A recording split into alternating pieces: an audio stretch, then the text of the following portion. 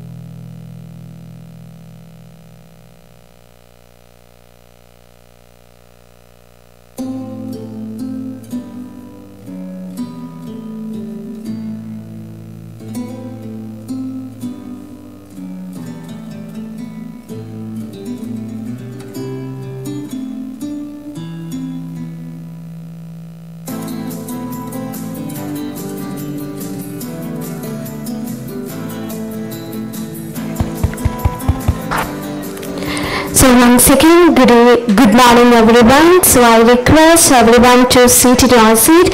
Our minister will arrive in a few minutes. So I request everyone to be seated in seat.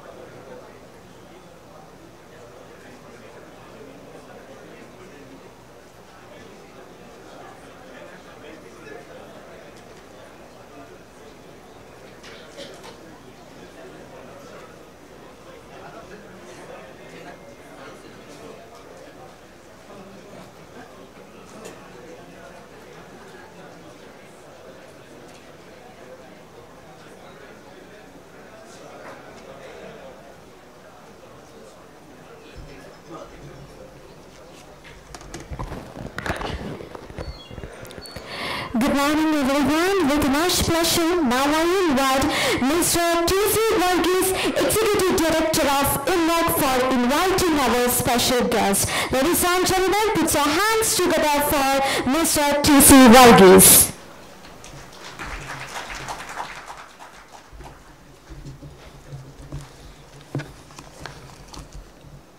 Good evening, distinguished personalities assembled here from India and Middle East countries.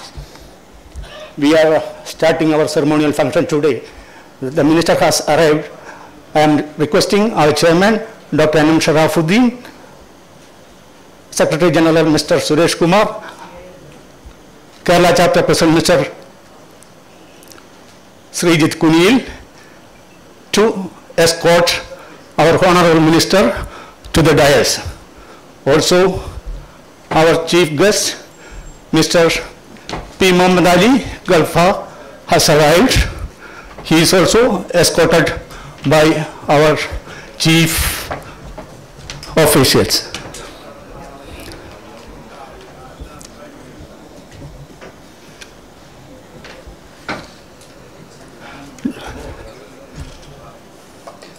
Mr. Salah A. Al Abdul Rahman, Saudi Commercial Attaché in Delhi, was supposed to come here, but due to some exigencies, he had to cancel his plans. But he has wished all the best for the program and expressed his greetings to all the participants. He has also assured that he will be coming to Cochin soon to conduct a meeting with the people who are interested in doing business with Saudi Arabia. Thank you.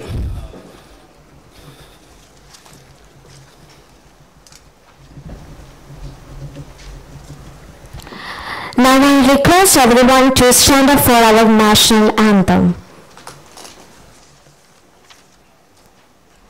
Jana Gana मन अधिनायक जय हे भारत भाग्य विधाता पंजाब सिंध गुजरात मराठा द्राविड़ उत्कल गंगा विंध्य हिमाचल यमुना गंगा उज्जल जलधि तरंगा तव शुभ नामे जागे तव शुभ आशीष मांगे गाहे तव जय गाथा जन गण मंगल दायक जय हे भारत भाग्य विधाता जय हे जय हे जय हे जय जय जय जय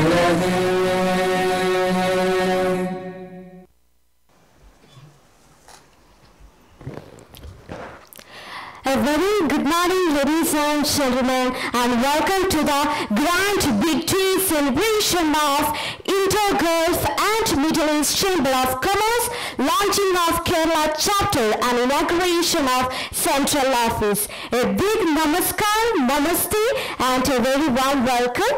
Myself, Kena Sami, and I'll be a host for this beautiful morning. It gives me immense pleasure to see that we are joined by some of our most esteemed guests as we mark this very significant milestones in our journey. Finally, the most awaited moment is right here, and we all are gathered here to celebrate today within a very new and different concept. And it is a very honorable moment for me. At the same time, it's my privilege to be a part of such a great organization. Inmecc. I think it is absolutely a precious moment to recall the past and thank for what we are today and keep ourselves energized and motivated in the years to come. Ladies and gentlemen, we all know that why we have been gathered here for. Am I right? Yeah, of course, we have very special enhance with us. So, once again, with a great applause, I invite the grand celebration of Inter-Gulf and Middle East Chamber of Commerce, launching of Kerala chapter and inauguration of Central Office. To welcome is to shun honor. To welcome is to establish integrity. So with much respect, now I invite Dr. Suresh Kumar Madhusudanan for addressing words of welcome. Ladies and gentlemen, put your hands together for this esteemed personality onto the dais.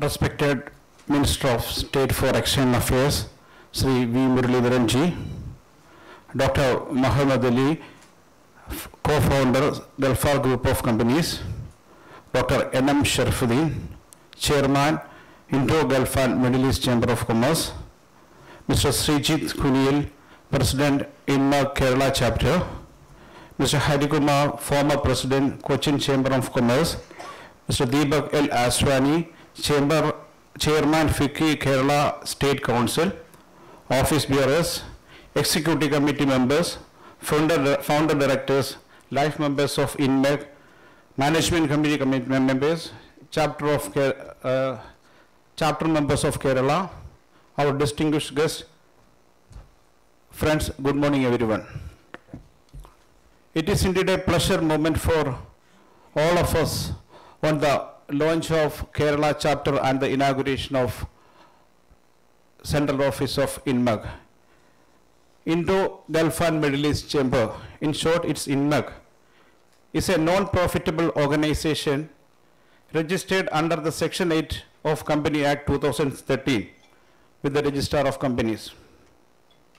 The chamber was inaugurated on 3rd March 2022 by the Honorable Minister of State for Finance, Dr. Bhagavat Kharajji, at a function held at Dubai. Within a span of 9 months, the chamber could establish its presence in 3 cities in India and 4 cities in the Middle East.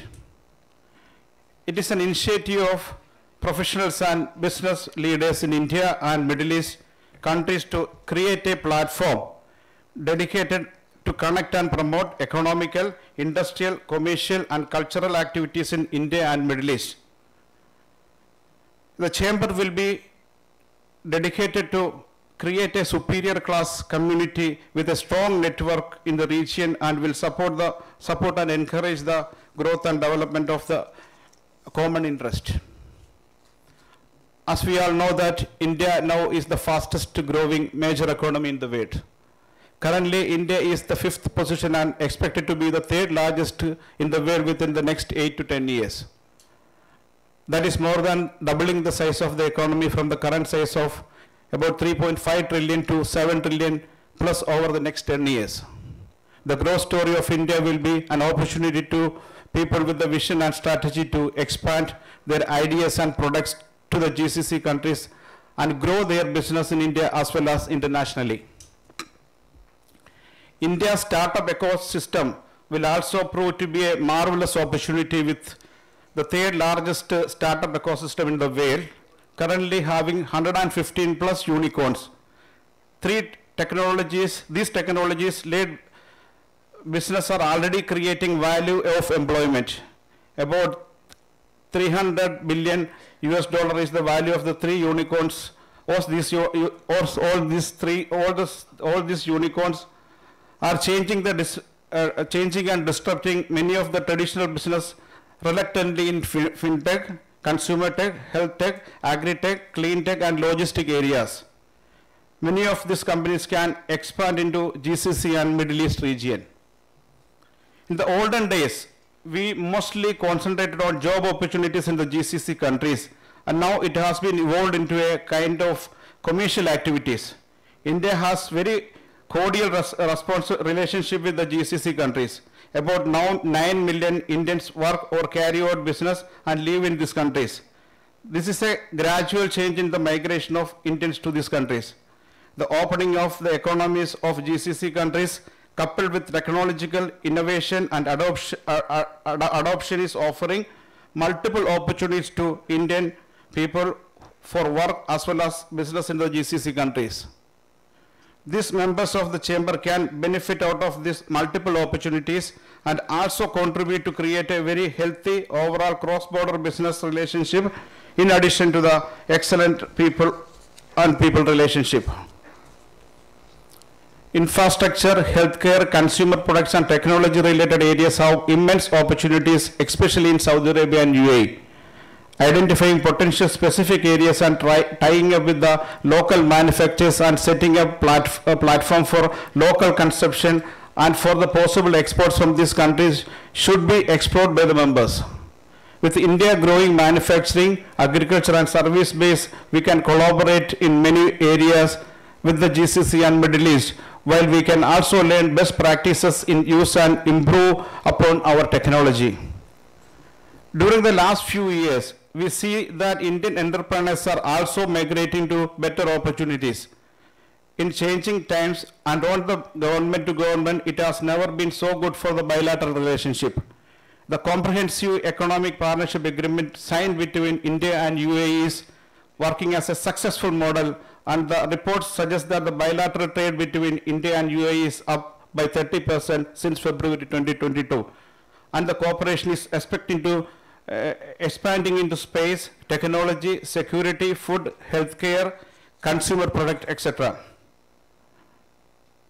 Cross-border JVs and mergers and acquisitions are increasing, and India is now being looked upon by all these countries in a more favorable way, from office of the world to the pharmacy of the world, to now hopefully factory to the world. The various initiatives from the government will drive investment and manufacturing activities across sectors. About 10% of India's FDI is now coming from UAE itself. I strongly believe that our chamber can play a very vital role in facilitate successful implementation of these opportunities among various sectors of our economies, where the people and India and the Middle East countries will be ultimate beneficiaries. Now I move to the responsibilities assigned to me to let us welcome the guests and invitees. On behalf of the Board of Directors and of Indo-Gulf and Middle East Chamber of Commerce and its members, we take this opportunity to extend our warm welcome to our beloved Sri V. Muralidharan Ji, Minister of State for External Affairs, Government of India, for accepting our invitation to inaugurate the Kerala chapter. In spite of the busy schedule, as you all are aware of that, the Parliament session of, winter session of the Parliament is going on. He being the Minister of Parliamentary Affairs, he took his time and came especially for this particular function. On behalf of all the Inmecc members, the people assembled here, I extend our sincere welcome to the Minister. I request Vice Chairman of Inmecc, Dr. James Matthew, to come forward and honor him with a bouquet of flowers.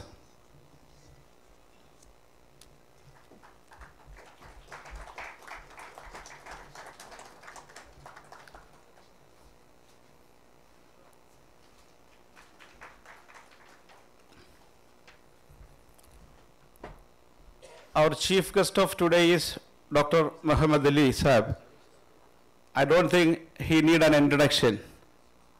He is known for all the Malayalis and all the Indians living in Middle East countries. He is a proud of all Indians. Today, you all are eagerly waiting for the final match of the FIFA World Cup to be going to be held in Qatar. And the man behind successfully executing this World Cup is Dr. Muhammad Ali. He has constructed the inaugural stadium of Al Bayt, and the final, which is going to be happen today. All the MEP works like air conditioning and MEP work has been done by this company. And everybody, all the people in the world is appreciating how Qatar is successfully conduct the World Cup, and he is one of the person behind the successful journey, and we are very much thankful for you here. On behalf of Inmecc, I eagerly welcome Dr. Muhammad Ali and request our Vice Chairman from Saudi Arabia, Mr. Ahmad Kabir, to felicitate him with a bouquet of flowers.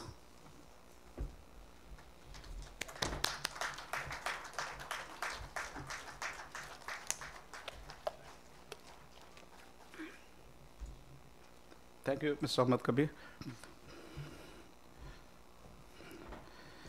I welcome Mr. Harikumar, former President of Cochin Chamber of Commerce and Managing Director, Travancore Cochin Chemicals Limited, for accepting our invitation and gracing his valuable presence. I request our Vice President of Kerala Chapter, Dr. P.B. Bose, to honor him with a bouquet of flowers.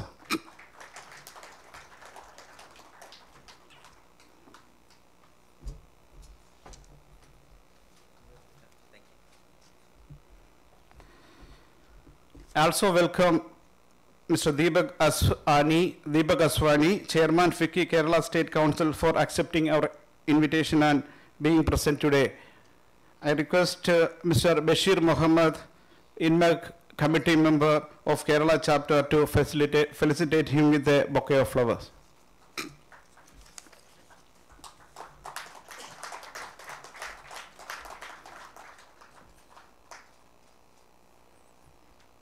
On behalf of the organization, I would like to extend our warm wishes to our esteemed guests who took out their time from their busy, hectic schedule being Sunday to grace this occasion. We extend our sincere welcome to all our office bearers, our Vice Chairman, Mr. Ahmad Kabir from Saudi Arabia, our Vice Chairman, Dr. James Matthew from UAE, Mr. Davis Kalukharan from Oman, and Mr. Rafi from UAE, Mr. Rajesh Sagar from Kuwait, and Mr. Jagdeep Rikki from Delhi, and our Executive Director, Mr. T.V. Varghese. I also welcome Srijit Kunil, the President of Kerala Chapter, Mr. P.B. Bose, the Vice President of Kerala Chapter, and all the chapter members of Kerala for your support and gracing this occasion. Wishing you all Merry Christmas and Happy New Year in advance. Thank you very much.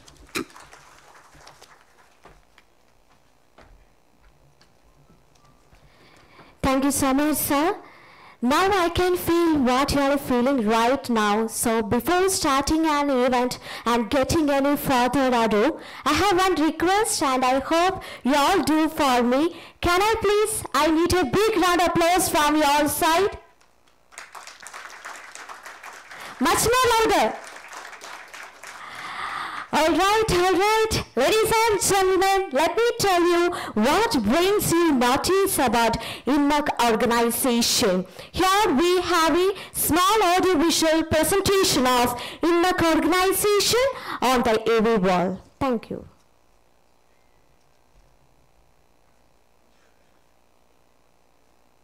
Indo-Gulf and Middle East Chamber of Commerce, a new initiative of professionals and business leaders in India and Middle East countries to create a platform dedicated to connect and promote economical, industrial, commercial and cultural activities in India and Middle East region and to create a vibrant and prosperous community.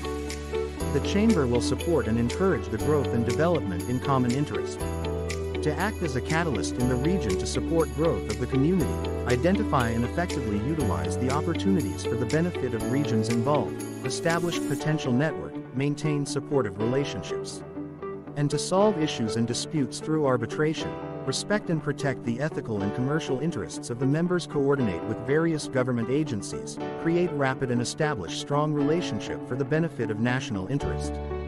The Chamber will be dedicated to create superior class community, but strong network in the region. Chairman N.M. Sharifuddin Cochin, Kerala Managing Director, Omega Oskan Group of Companies, Founder JobsOmega.com, former National Vice President, Travel Agent Association of India and past Vice Chairman Kerala Chamber of Commerce. Vice Chairman James Matthew, UAE Chartered Accountant, CEO and Managing Partner, UHY James Audit and Advisory Firm. Vice Chairman Ahmed Kabir, Riyadh, Saudi Arabia, Chartered Accountant, Managing Partner Art Consulting, KSAX Rolls-Royce Sabic Pepsi. Secretary General Dr. Suresh Kumar Madhusudanan, Mumbai, Doctorate in Human Resource Management. CMD Seagull Group of Companies, former General Secretary, Indian Personal Export Promotion Council, and Federation of Overseas Recruitment Association of India. Director Davis Kalakaran Muscat, Oman, founder and managing partner, Crew Oman Auditors and Advisors, Sultanate of Oman. Jagdeep Singh Rikki, New Delhi Managing Director, Source India Exporters, Skyline India Private Limited, Director Kama Holdings, Mohammed Rafi, UAE CEO of Pearl Investment, LLC. Holding Company Flora Group Hotels and On-Time HR Solutions. Convener of Tourism Focus Group IBPC. Rajesh Sagar, Kuwait Senior Legal Advisor, Kuwait Airways Company. Executive Director T.C. Varghese, a professional manager with IIM Ahmedabad faculty experience and trained by International Trade Center, Geneva, in technical services by Chambers of Commerce and by EDII Ahmedabad in entrepreneurship development. He has been the Executive Director, India, of Karl Kubel Foundation. Releasing the logo of Inmecc at the launching ceremony. A delegation from Oman, led by Inmecc team with His Excellency Qais bin Mohammed Al Yusuf, Commerce, Industry and Investment Promotion Minister, His Excellency Juma Al. Members also participated in the Loka Kerala Sabha. Inmecc spreads wings in Middle East countries. Inmecc team had discussions with Abdulaziz Mohammed Humaid Al-Shamsi, Director General of Communication and Business Sector, Sharjah Chamber of Commerce. Inmecc team also had discussions with West Bengal Governor Dr. C.V. Ananda Bose on chamber activities and sick unit rehabilitations. Gulf and Middle East Chamber of Commerce.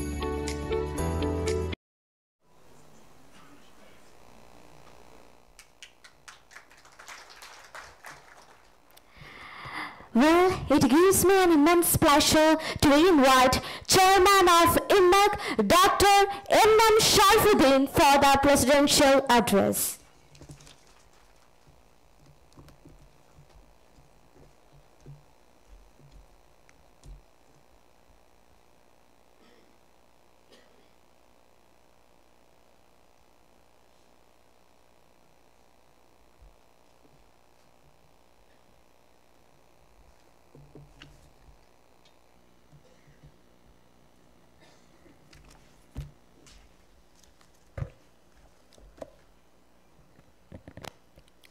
Honorable Minister for State for External Affairs, Sri V. Muralidharan, the Asian Business Leadership Forum Award winner, the enviable business leader, and the founder of Gulfar Group of Companies in the Middle East, and MFAR Group of Companies in India, Dr. P. Muhammad Ali Gulfar, my dear brother and mentor, Secretary General of Inmecc, Dr. Suresh Kumar Madhusudanan, Kerala Chapter President Mr. Srijit Kunil, my directors who are supporting me in all our efforts to take Inmecc into the world arena, especially in the Middle East.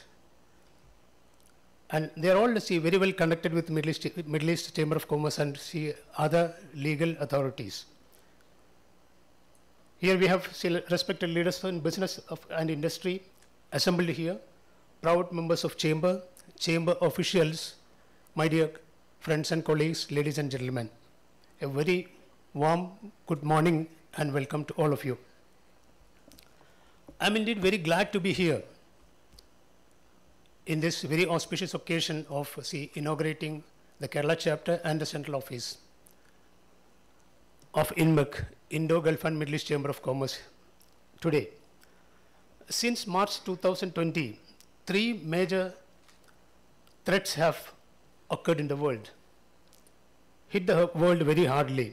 The COVID-19 pandemic, the war in Europe, and aggressive tightening of monetary policy across countries. These have posed very different set of challenges for economy world over. And during the last 2 years, the world has changed in many ways. New order, new system,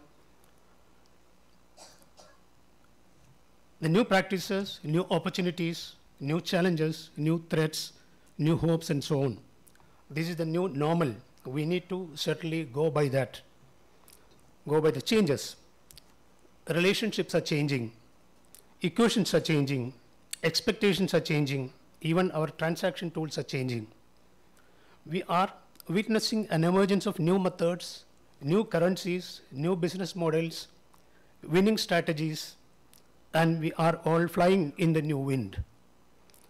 As inflation in systematically important advanced economies turned out to be the persistent rather than transitory, the third shock emanated in the form of aggressive tightening of monetary policy by the US Federal and subsequent unrelenting appreciation of the US dollar. Spillovers to emerging market economies and to India were in the form of capital outflow, depreciation pressure on currencies, reserve losses, and imported inflation. Synchronized tightening of monetary policy globally has progressively increased the risk of a recession to tame the inflation, probably. India is, however, differently placed. External sector substantially sustainability, feasible range of policy options to preserve sustainability, and analysis of their effectiveness have once again come to the forefront, more so because the nature and size of spillover risk is very different now. Actually, we need to understand the changes in the world for the benefit and growth of the industry and economy.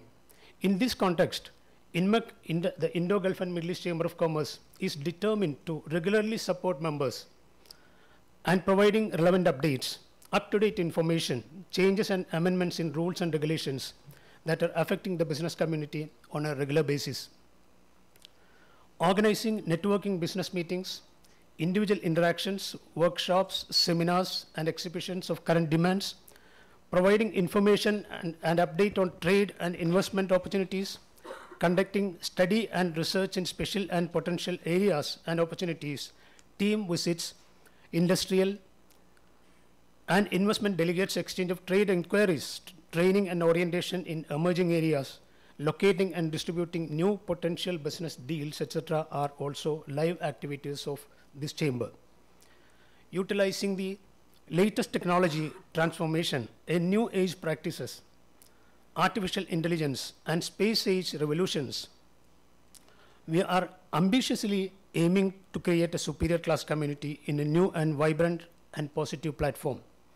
Inmecc will be in the forefront to positively encash the online space and popular social media to promote and to establish supportive links through the network. Always keeping quality relationships with public bodies, ministries, and colleague organizations will be the baseline we follow always. Inmecc will be always vigilant and alert in safeguarding welfare and in development of members, upholding high value and support to solve any issues by advocating quality negotiations and arbitrations whenever needed. Inmecc always committed to work in complying with the local rules and regulations and restrictions in force in each country. Let me explain the structure we have designed for the effective implementation of the formation to reach the desired goals. This is registered as a non-profit company as explained before, and we got to see directors from various network regions in India and Middle East countries. It's a fact that organizations in the respective fields are performing well.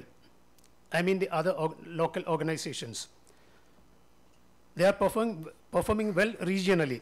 International interactions and support services become little difficult to operate, and normally third-party involvement is required to get organized programs and projects successfully. Inmecc is a single platform otherwise spread across countries, having strong presence and active team to manage connecting and coordinating all programs and projects very effectively. That's a USP of Inmecc, this organization, that the entire network area. This unique vision will take a long way to have a best results always. Inmecc will have regional chapters in each state in India and all countries in the Middle East. Chapters are fully competent and authorized to manage independently, execute and process efficient, to be liable and responsible advisory and coordinating leaders in the concerned regions. Currently, we have chapters in Maharashtra, Saudi Arabia, UAE, Oman, and in the process of getting others ready. As part of the dissemination of relevant today we are inaugurating the Kerala chapter. That's again a proud moment for all of us. As part of dissemination of relevant information, Inmecc will have regular releases which will be made available to members and public Inmecc. Inmecc Oman chapter has already released the first edition in the title Doing Business in Oman by our founder director Mr. Davis Kallukaran. Thank you, Mr. Davis. Globally, we are witnessing many innovations in modern industrial field. We observe new innovations in pharma and biotech sectors, engineering, data processing and data management, automobile and energy sectors, and many more. New innovations and changes are always giving new opportunities too. We are proud to note that new initiatives introduced by the central government to attract investments from world across, unmatched infrastructural facilities, various industrial corridors with most modern plug-and-play amenities and made with process-free access and approval procedures. Indian industrial growth is mainly on the segments like healthcare, insurance, renewable energy, IT sector, real estate, FMCG, and automobile sectors. According to NASSCOM survey, the Indian industry's revenue touched $227 billion in the financial year 2022, a 15.5% growth rate. So India has already gained the confidence as a profitable investment location. Many of our potential members used to ask me, what is the benefit of joining the chamber? Besides getting the above supports what we have explained here, the chamber members, I am answering this question in a different way. What the chamber and members can contribute to the commercial and economic growth in India and in the Middle East, and how we individually contribute to ourselves. I asked this question with a specific vision of the chamber for development of business and industry and the potentials for investors in India and abroad. This is a wide network and well-connected platform. Our members are enjoying the support, cooperation, and opportunities from outside the area where they are located for expanding their business and relationship. I would like to specifically mention certain industrial and economic issues that the chamber is going to address. Before I come to that point, certain figures have to be put before you to legitimize our approach. Coming to the specific advantage of Kerala, it is seen from the SLBC published figures that NRI deposits in the banks in Kerala figure about 2.46 trillion rupees currently. The NRI deposit should not be confused with remittances, that are foreign currencies funds sent by NRIs to their families and relatives for maintenance and upkeep. NRI deposits, on the other hand, are foreign currency deposits made in a bank in the country by a non-resident Indian that can be repatriated on maturity. However, when we look at the CD ratio in Kerala, it is just 64% in March 2022. If we add CRR of 4.5% stipulated by the Reserve Bank of India, the total utilization of funds in Kerala is 68.5%. NR deposits and domestic deposits together come to about 6.64 million rupees. This means that 2.09 million rupees, trillion rupees, 6.64 trillion rupees. This means that 2.09 trillion rupees is unutilized or going into other states for their development. This situation has to be evaluated and analyzed seriously. Availability of funds should be managed with the state to benefit the state. Again, another advantageous position of Kerala is the extension of Chennai-Bangalore Industrial Corridor, the CBIC, to Kochi, approved by the central government. And approximately 1,878 acres of land is earmarked as the priority nodes for development. The perspective plan for the expansion of CBIC, along with concept master plan for identified and integrated manufacturing cluster and other project sites, had been prepared by the state itself. This is aimed at integrating Kerala and Western Tamil Nadu with a network of economic and industrial corridors. So it is clear that we have financial resources, investment potentials, infrastructure facilities, and entrepreneurial caliber. We have all the resources for bringing our state to the most developed region in the country. What is lacking now? We have no shortage of rules and regulations, regulations to ease up the process of starting industry. What we are lacking is effective implementation and execution. For example, Kerala is a state where Bandh and Hartal are banned by court. But what is the reality? Still, Kerala is a state where Bandh and Hartal are celebrating in a dangerous way, dangerous level for all of us. It is not that because we have no laws, no law, but you know what it is. We still have no control over such threats. That is the reality. Again, it is a lack of coordination of resources, and that is where the chamber to play a prominent role, we believe. This is in context under which we have to look into development and growth of industrial units in Kerala. The micro, small and medium enterprises, that is MSME, sector is fast emerging into a major income generating and employment providing sector with relatively lower investment. Kerala is one of the main centers of MSMEs in the country. As per the government announcements, we have seen a tremendous growth in registering MSME establishments exceeding the target and expectations in the state in the recent times. It is estimated that there are around 12,000 MSME in Kerala in various districts have fallen sick due to various reasons. Here, when we discuss about the industry sector growth, we cannot go without addressing the issue of sick industrial units in the country, including the state of Kerala. An industrial unit becomes sick due to various reasons: problems in procuring financial aid, delay in getting license and approvals from government, problems linked with technical and administrative areas, significant changes in the operating size, changes in government policies, supply and delivery challenges, issues related to labor, and are considered to be the major reasons. This is actually regarded as a social problem now. Many state governments and central government have sick revival and rehabilitation scheme. Special rules and regulations have made for this purpose. Kerala has a special support arrangement, BIFR, Board of Industrial and Financial Reconstruction, to deal this problem. Nationally, we have sick industrial companies act to address this problem. That is a Government of India level, national level. All these systems recommend public finance and additional incentives for restoration and revival of such units.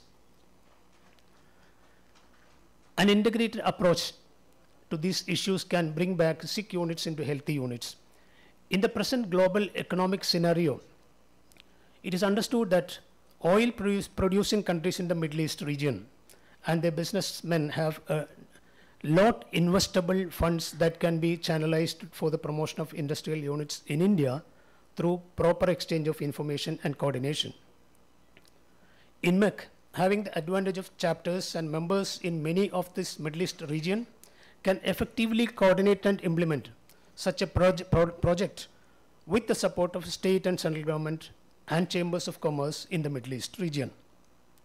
Among the aspiring investors abroad, Inmecc has a strong director board, the members of which are having strong relationship and influencing capacity with the governments of Middle East countries, embassies, chambers of commerce, etc. Under these circumstances, we have prepared a broad outline of a project to rehabilitate the sick units with foreign capital investments and collaboration between the investors and the Middle East countries and the entrepreneurs in India on business terms. This is our new project we are proposing. The West Bengal government, you have seen, okay, we have had a meeting with the governor of West Bengal, Honorable Governor of West Bengal recently. They have showed a keen interest in taking up this project and offered the support from other states also. Similarly, we believe that the central government and the government of Kerala or other states will be interested to take up this project in a much higher level and much successful level. It's a proud moment for all the members of this chapter, this occasion of inauguration of the central office of an international organization in Kochi, along with the inauguration of the Kerala chapter of Inmecc. We are able to achieve this growth in a short span of time after we launched the Indo-Gulf Middle East Chamber of Commerce in Dubai this month, in the month of March this year. The formation of the trade platform with multi-country linkage was the vision of my high visionary directors who are proven leaders in their professional and business fields in India and Middle East countries, recognized and appreciated by the rulers of the respective countries. Their all-time intellectual support is the true resource of this organization. We also have strong local administration team under the leadership of our Executive Director, Mr. T.C. Varghese. I take this opportunity to thank all my board members who are great visionaries, and their intellectual support is leading this chamber in its fast growth, and I am sure that very shortly the chamber will establish its prints in the India and Middle East region visibly. The members of the chamber are also having tremendous resources in all areas to take forward this chamber. Yes, today is a great day of Inmecc as we are officially inaugurating our central office, one of the most vibrant chapters with a team of high-profile leaders and members under the team leadership of Mr. Srijit Kunil as our chapter president. My best wishes for all of them to make this an iconic chapter of Inmecc. Yes, today the entire world is waiting for the most glamorous final play of FIFA World Cup. The world will celebrate and conclude a month-long football festival with a wonderful result. Let's all congratulate the winning team in advance. We don't know who it is. Let's all join to make Inmecc a national contributor in the regions. Thank you once again. Thank you all.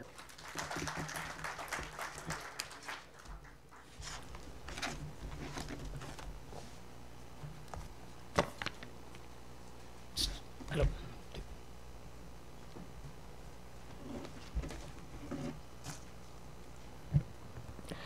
Thank you so much, sir. Next, we are moving to inaugural ceremony of Inmecc Central Office and Kerala chapter. We are moving to the traditional lighting of the oil lamp.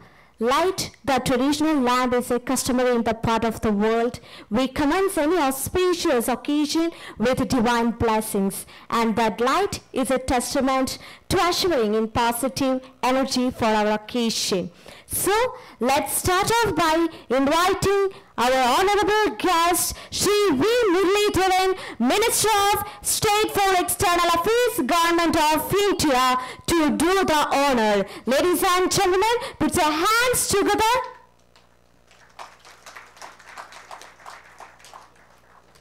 Also, I request all the founder directors of Inmecc for joining the inaugural ceremony.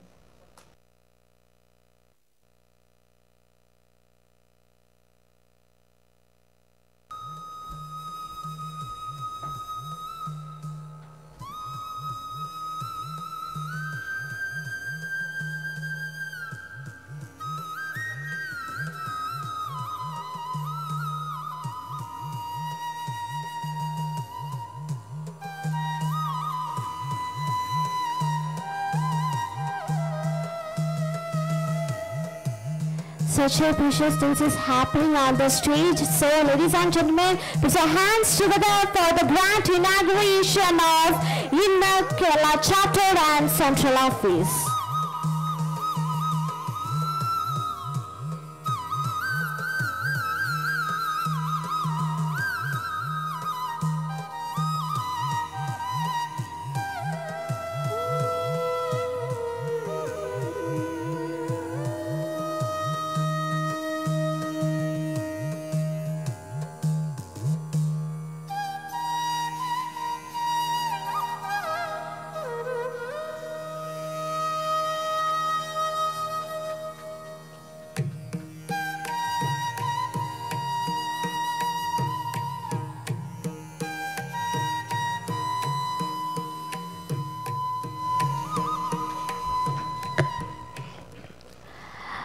Thank you.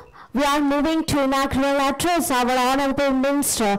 Before that, I am profoundly delighted to take an opportunity to introduce our honorable guest, Shri V. Muralidharan, Minister of State for External Affairs, Government of India. Shri V. Muralidharan hails from Kannur district of Kerala, sworn in as an Union Minister of State on 13th May 2019 by the President of India.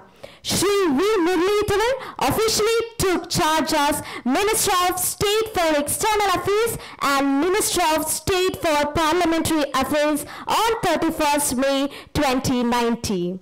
After graduating in English language and literature from Government Bernard College, Talasheri, Kerala, Shri Muralidharan started his journey as an activist in socio-political affairs, which vastly enriched his experience. He held various positions such as Vice Chairman of Nehru Yuva Kendra from 1999 to 2002 and later Director General Nehru Yuva Kendra from 2002 to 2004.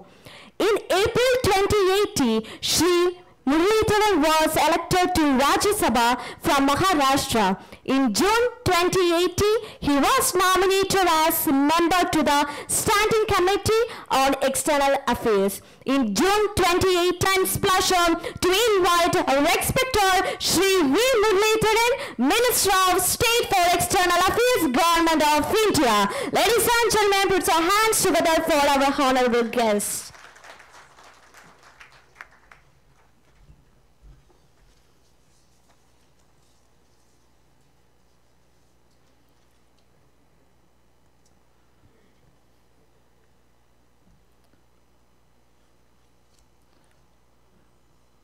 Dr. N.M. Sharafuddin, Chairman, Indo-Gulf and Middle East Chamber of Commerce. Dr. P. Mohammad Ali, renowned industrialist in Oman and Gulf region. Dr. Suresh Kumar Madhusudanan, Secretary General, Indo-Gulf and Middle East Chamber of Commerce. Shri Srijit Kunil, President of Kerala Chamber of Inmecc. Other dignitaries on and off the dais, directors of Inmecc, prominent business people from India and the Middle East countries, ladies and gentlemen, namaskaram and a very good morning to all of you.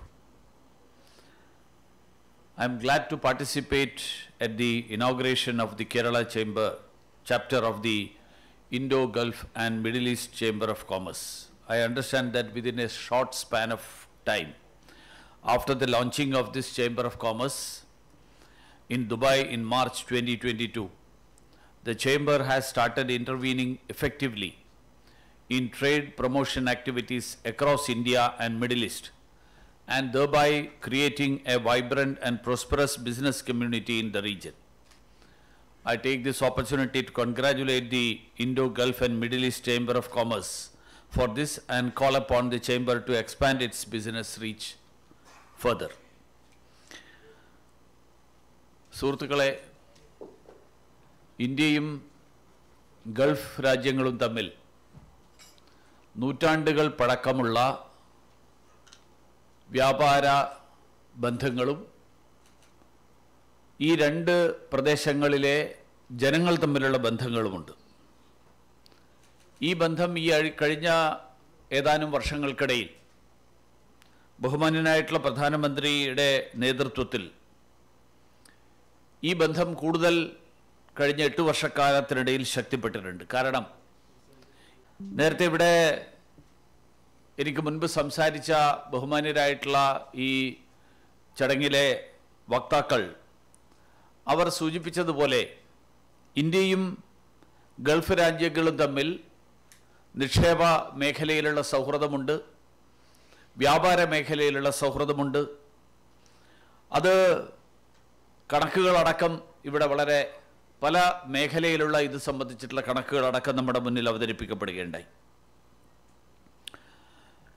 കഴിഞ്ഞ 2021-22 കാലഘട്ടത്തിൽ വർഷത്തിൽ ഇന്ത്യയും Gulf മേഖലയിലുള്ള രാജ്യങ്ങളുമായിട്ടുള്ള വ്യാപാരം ഒരുപക്ഷെ ലോകത്തെ മറ്റേത് മേഖലയേക്കാളും കൂടുതലായി എത്തി നിൽക്കുന്ന ഒരു ഘട്ടത്തിലാണ് നമ്മളിപ്പോഴുള്ളത്. 12 ലക്ഷം കോടിയുടെ വ്യാപാരമാണ് ഇന്ത്യയും ഗൾഫ് രാജ്യങ്ങളും തമ്മിൽ ഈ 21-22 വർഷത്തിലുണ്ടായിട്ടുള്ളത്. അതോടൊപ്പം തന്നെ ഇന്ത്യയിലേക്ക് ഗൾഫ് രാജ്യങ്ങളിൽ നിന്നുള്ള നിക്ഷേപം, ആ നിക്ഷേപം കേന്ദ്ര സർക്കാർ കൈക്കൊണ്ടിട്ടുള്ള നിക്ഷേപ സൗഹൃദ നയങ്ങളുടെ ഫലമായി, അതോടൊപ്പം നമ്മുടെ രാജ്യത്ത് വ്യാപാര വ്യവസായ സംരംഭങ്ങൾ തുടങ്ങുന്നതിന് വേണ്ടിയിട്ടുള്ള ആവശ്യമായിട്ടുള്ള പരിരക്ഷ ഉറപ്പുവരുത്തുന്നതിന് ആ കാര്യത്തിൽ എടുത്തിട്ടുള്ള നടപടികളുടെ ഫലമായി വളരെ വലിയ തോതിൽ വർദ്ധിക്കുകയുണ്ടായി. 2014 ഇന്ത്യയിൽ ഗൾഫ് രാജ്യങ്ങളിൽ നിന്നുള്ള നിക്ഷേപം 28,000 കോടി രൂപയുടേതായിരുന്നു. അത് വർദ്ധിച്ച് ഇപ്പോൾ അത് 1,44,000 കോടി രൂപയുടെ നിക്ഷേപം ഇപ്പോൾ ഗൾഫ് രാജ്യങ്ങളിൽ നിന്ന് ഇന്ത്യയിൽ ഉണ്ട്. ഏതാണ്ട് 5 ഇരട്ടിയിലധികം കഴിഞ്ഞ 2014 തൊട്ടുള്ള 8 വർഷക്കാലത്തിനിടയിൽ ഗൾഫ് രാജ്യങ്ങളിൽ നിന്നുള്ള ഇന്ത്യയിലേക്കുള്ള നിക്ഷേപത്തിൻ്റെ വളർച്ച ഏതാണ്ട് 5 ഇരട്ടിയിലധികമാണ്. ഇങ്ങനെയൊക്കെ വളരെ വ്യാപകമായിട്ടുള്ള വലിയ തോതിലുള്ള വളർച്ച ഉണ്ടായിട്ടുണ്ടെങ്കിലും ഇന്ത്യക്കും ഗൾഫ് രാജ്യങ്ങൾക്കും ഈ മേഖലയിൽ ഇനിയും പുരോഗതി കൈവരിക്കാനുള്ള സാധ്യതകളുണ്ട് എന്ന് വിശ്വസിക്കുന്നവരാണ് കേന്ദ്രത്തിൽ ഭരണത്തിലിരിക്കുന്ന സർക്കാർ. ഈ കഴിഞ്ഞ വർഷം ഇന്ത്യയും UAEയും തമ്മിൽ ഒരു comprehensive economic partnership agreement CEPA ഒപ്പുവെച്ചത് നമുക്ക് എല്ലാവർക്കും അറിയാം. എറണാകുളം ചേംബർ ഓഫ് കോമേഴ്സ് തന്നെ അതുമായിട്ട് ബന്ധപ്പെട്ടിട്ടുള്ള ഒരു പരിപാടി നടത്തിയപ്പോൾ സംബന്ധിച്ച കാര്യവും എനിക്ക് ഓർമ്മയുണ്ട്. നമ്മുടെ ഫ്രീ ട്രേഡ് സ്വതന്ത്ര വ്യാപാര കരാറുകൾ, ഫ്രീ ട്രേഡ് എഗ്രിമെൻറ്റ്സ്, വിവിധ രാജ്യങ്ങൾ തമ്മിൽ ഇന്ത്യ അതിനു വേണ്ടിയിട്ടുള്ള ചർച്ചകൾ നടത്തുകയും ചില രാജ്യങ്ങളുമായിട്ട് അത്തരത്തിലുള്ള കരാറുകൾ ഒപ്പുവെക്കുകയും ചെയ്തുകൊണ്ടിരിക്കുന്നത് നിങ്ങൾക്ക് എല്ലാവർക്കും അറിയാം. പക്ഷേ UAEയുമായിട്ടുള്ള ഈ കരാർ ഒപ്പുവെച്ചത് കേവലം 88 ദിവസത്തെ ചർച്ചകളിലൂടെ, കൂടിയാലോചനകളിലൂടെയാണ്. ഒരുപക്ഷെ ഇത്രയും കുറഞ്ഞ കാലയളവിൽ ഒരു ഫ്രീ ട്രേഡ് എഗ്രിമെൻറ്റിൻ്റെ ഡെലിബറേഷൻസ് കംപ്ലീറ്റ് ചെയ്യുക, അത് പൂർത്തിയാക്കുക, അത് ചർച്ച നടത്തുക, അത് അവസാന ദിശയിൽ അവസാന ഘട്ടത്തിലെത്തിക്കുക, അതൊരുപക്ഷെ മറ്റൊരു രാജ്യത്തിൻ്റെ കാര്യത്തിലും അത് സാധിച്ചിട്ടുണ്ടാവില്ല. മാത്രമല്ല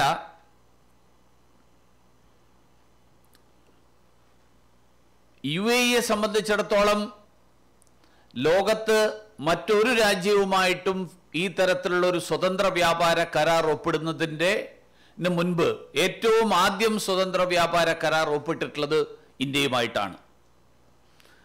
ഇന്ത്യയെ സംബന്ധിച്ചിടത്തോളം ഗൾഫ് മേഖലയിൽ വടക്കൻ ആഫ്രിക്ക ഉൾപ്പെടെയുള്ള ഗൾഫ് മേഖലയിൽ കഴിഞ്ഞ ഒരു ദശാബ്ദക്കാലത്തിനിടയിൽ ഒപ്പിട്ടിട്ടുള്ള, ലോകത്തെവിടെ ഉള്ള ഇത് കണക്കിലെടുത്താലും ഒപ്പിട്ടിട്ടുള്ള ഏറ്റവും സുപ്രധാനമായിട്ടുള്ള ഒരു ഫ്രീ ട്രേഡ് എഗ്രിമെൻ്റാണ് UAEയുമായിട്ട് ഒപ്പിട്ടിട്ടുള്ളത്. 2030 നമ്മുടെ ഉൽപ്പന്നങ്ങളിലുള്ള വ്യാപാരം, ആ വ്യാപാരം 8 ലക്ഷം കോടി രൂപയുടെ ഇതായിട്ട് വളർത്തുക എന്നുള്ള ലക്ഷ്യം, 2030 വളർത്തുക എന്നുള്ള ലക്ഷ്യമാണ് ഈ ഫ്രീ ട്രേഡ് എഗ്രിമെൻറ്റിൻ്റെ ഒരു സുപ്രധാനമായിട്ടുള്ള ലക്ഷ്യം. അതോടൊപ്പം ഗൾഫ് കോപ്പറേറ്റീവ് കൗൺസിൽ, ഗൾഫിലെ 6 രാജ്യങ്ങളും ഉൾപ്പെടുന്ന, ആ രാജ്യങ്ങളെല്ലാം കൂടി ഉൾപ്പെടുന്ന ആ GCCയുമായിട്ടുള്ള ഒരു ഫ്രീ ട്രേഡ് എഗ്രിമെൻറ്റിന് വേണ്ടിയിട്ടുള്ള ചർച്ചകൾ അത് വളരെ സജീവമായിട്ട് പുരോഗമിച്ചുകൊണ്ടിരിക്കുകയാണ്.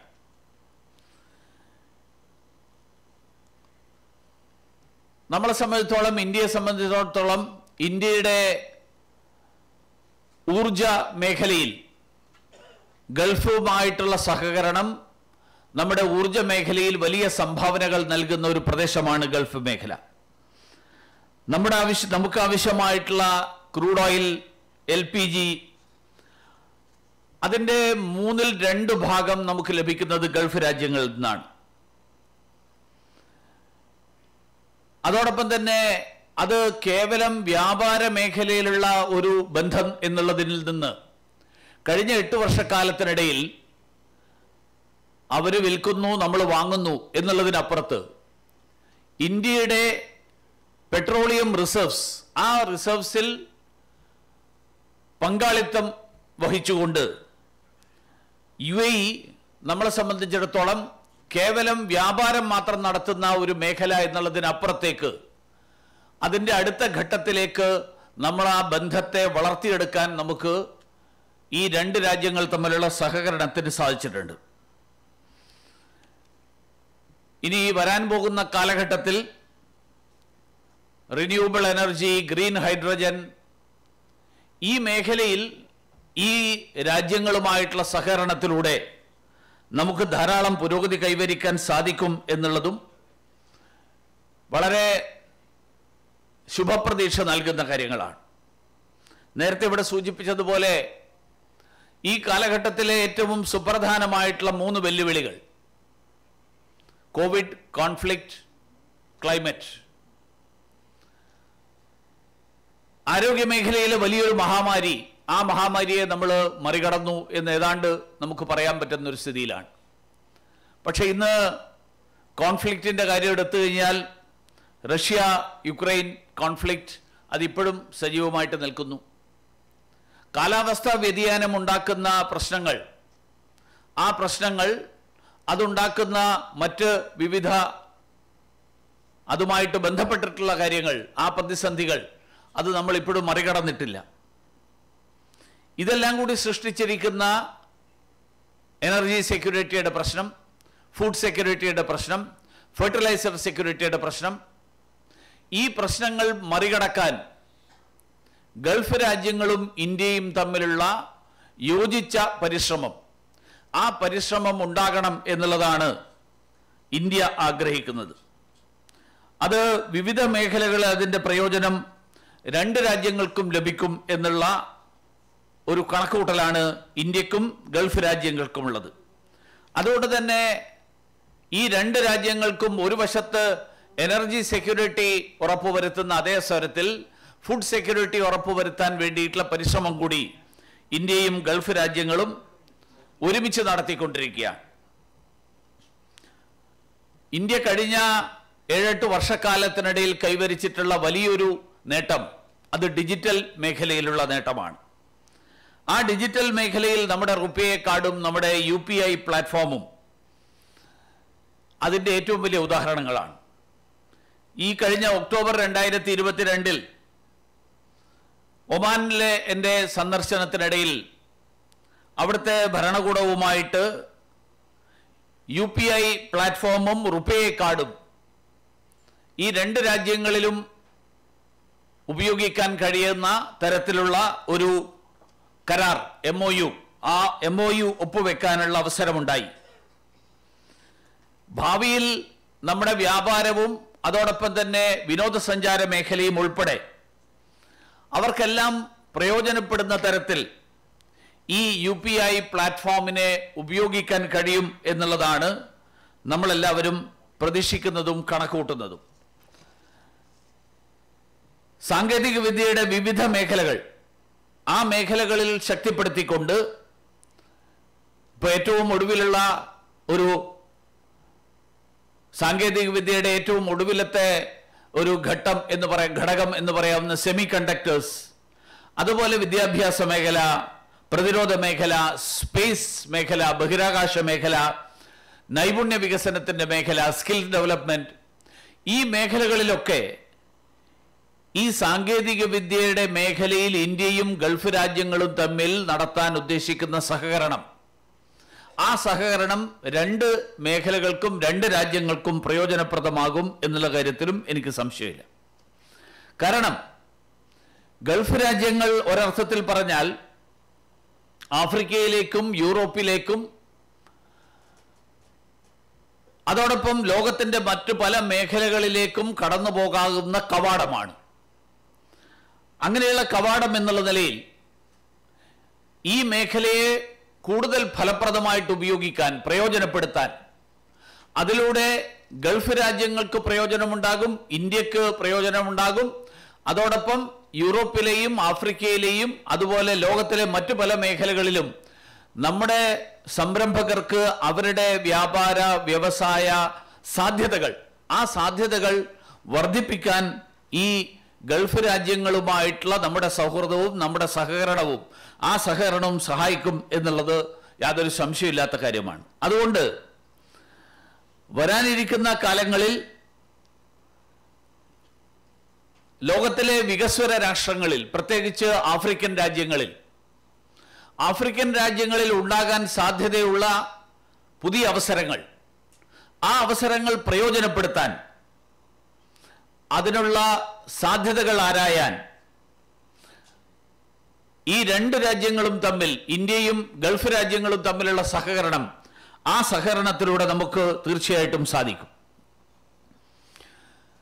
ഈ സഹകരണത്തെക്കുറിച്ച് പറയുമ്പോൾ ഇന്ത്യയുടെ നിന്നുള്ള പ്രവാസി സമൂഹം, ഗൾഫ് മേഖലയിലുള്ള പ്രവാസി സമൂഹത്തെ മറന്നുകൊണ്ട് ഗൾഫ് മേഖലയുമായിട്ടുള്ള സഹകരണത്തെക്കുറിച്ച് നമുക്ക് ചർച്ച ചെയ്യാൻ സാധ്യമല്ല. ഏതാണ്ട് 85 ലക്ഷം ഇന്ത്യക്കാർ ഇന്ന് ഗൾഫ് മേഖലയിലുള്ള രാജ്യങ്ങളിൽ താമസിക്കുന്നുണ്ട്. വാസ്തവത്തിൽ അവർ ഇന്ത്യയുടെ അംബാസഡർമാരാണ്. ഇന്ത്യയുടെ പ്രതിച്ഛായ ആ രാജ്യങ്ങളിൽ നിലനിൽക്കുന്നത് ഈ 85 ലക്ഷത്തോളം വരുന്ന ഇന്ത്യൻ പൗരന്മാര് ഇന്ത്യയുടെ ജനാധിപത്യത്തിൻ്റെ, ഇന്ത്യയുടെ വൈവിധ്യത്തിൻ്റെ, ജനാധിപത്യത്തിൻ്റെ പ്രാരംഭം കുറിച്ചിട്ടുള്ള രാജ്യങ്ങളിലൊന്ന്, ജനതകളിലൊന്ന്, സംസ്കാരങ്ങളിലൊന്ന് എന്നുള്ള നിലയിൽ ഇന്ത്യൻ സമൂഹം ഗൾഫ് രാജ്യങ്ങളിൽ വഹിക്കുന്ന പങ്ക്, ലോകം മുഴുവൻ ഒരു തറവാട് എന്നുള്ള നമ്മുടെ പുരാതനമായിട്ടുള്ള ആശയം, ആ ആശയം അവിടെ എത്തിക്കുന്നതിൽ ഉൾപ്പെടെ ഇവർ വഹിക്കുന്ന പങ്ക് വളരെ വലുതാണ്. തീർച്ചയായിട്ടും വരാനിരിക്കുന്ന വർഷം ഇന്ത്യ G20 കൂട്ടായ്മയുടെ അധ്യക്ഷത വഹിക്കുന്ന വർഷമാണ്. ഈ വർഷം G20 കൂട്ടായ്മയുടെ അധ്യക്ഷത വഹിക്കുന്ന വർഷം എന്നുള്ള നിലയിൽ അധ്യക്ഷത പദവി ഏറ്റെടുത്തുകൊണ്ട് ബഹുമാന്യനായിട്ടുള്ള പ്രധാനമന്ത്രി ലോകത്തിന്റെ മുന്നിൽ ഇന്ത്യയുടെ അധ്യക്ഷ പദവിയുടെ ആശയം എന്നുള്ള നിലയിൽ മുന്നോട്ട് വച്ചിട്ടുള്ളത് ഒരു ഭൂമി, ഒരു കുടുംബം, ഒരു ഭാവി എന്നുള്ള ആശയമാണ്. One earth, one family, one future. ഈ ആശയം മുന്നോട്ട് വെച്ചുകൊണ്ട്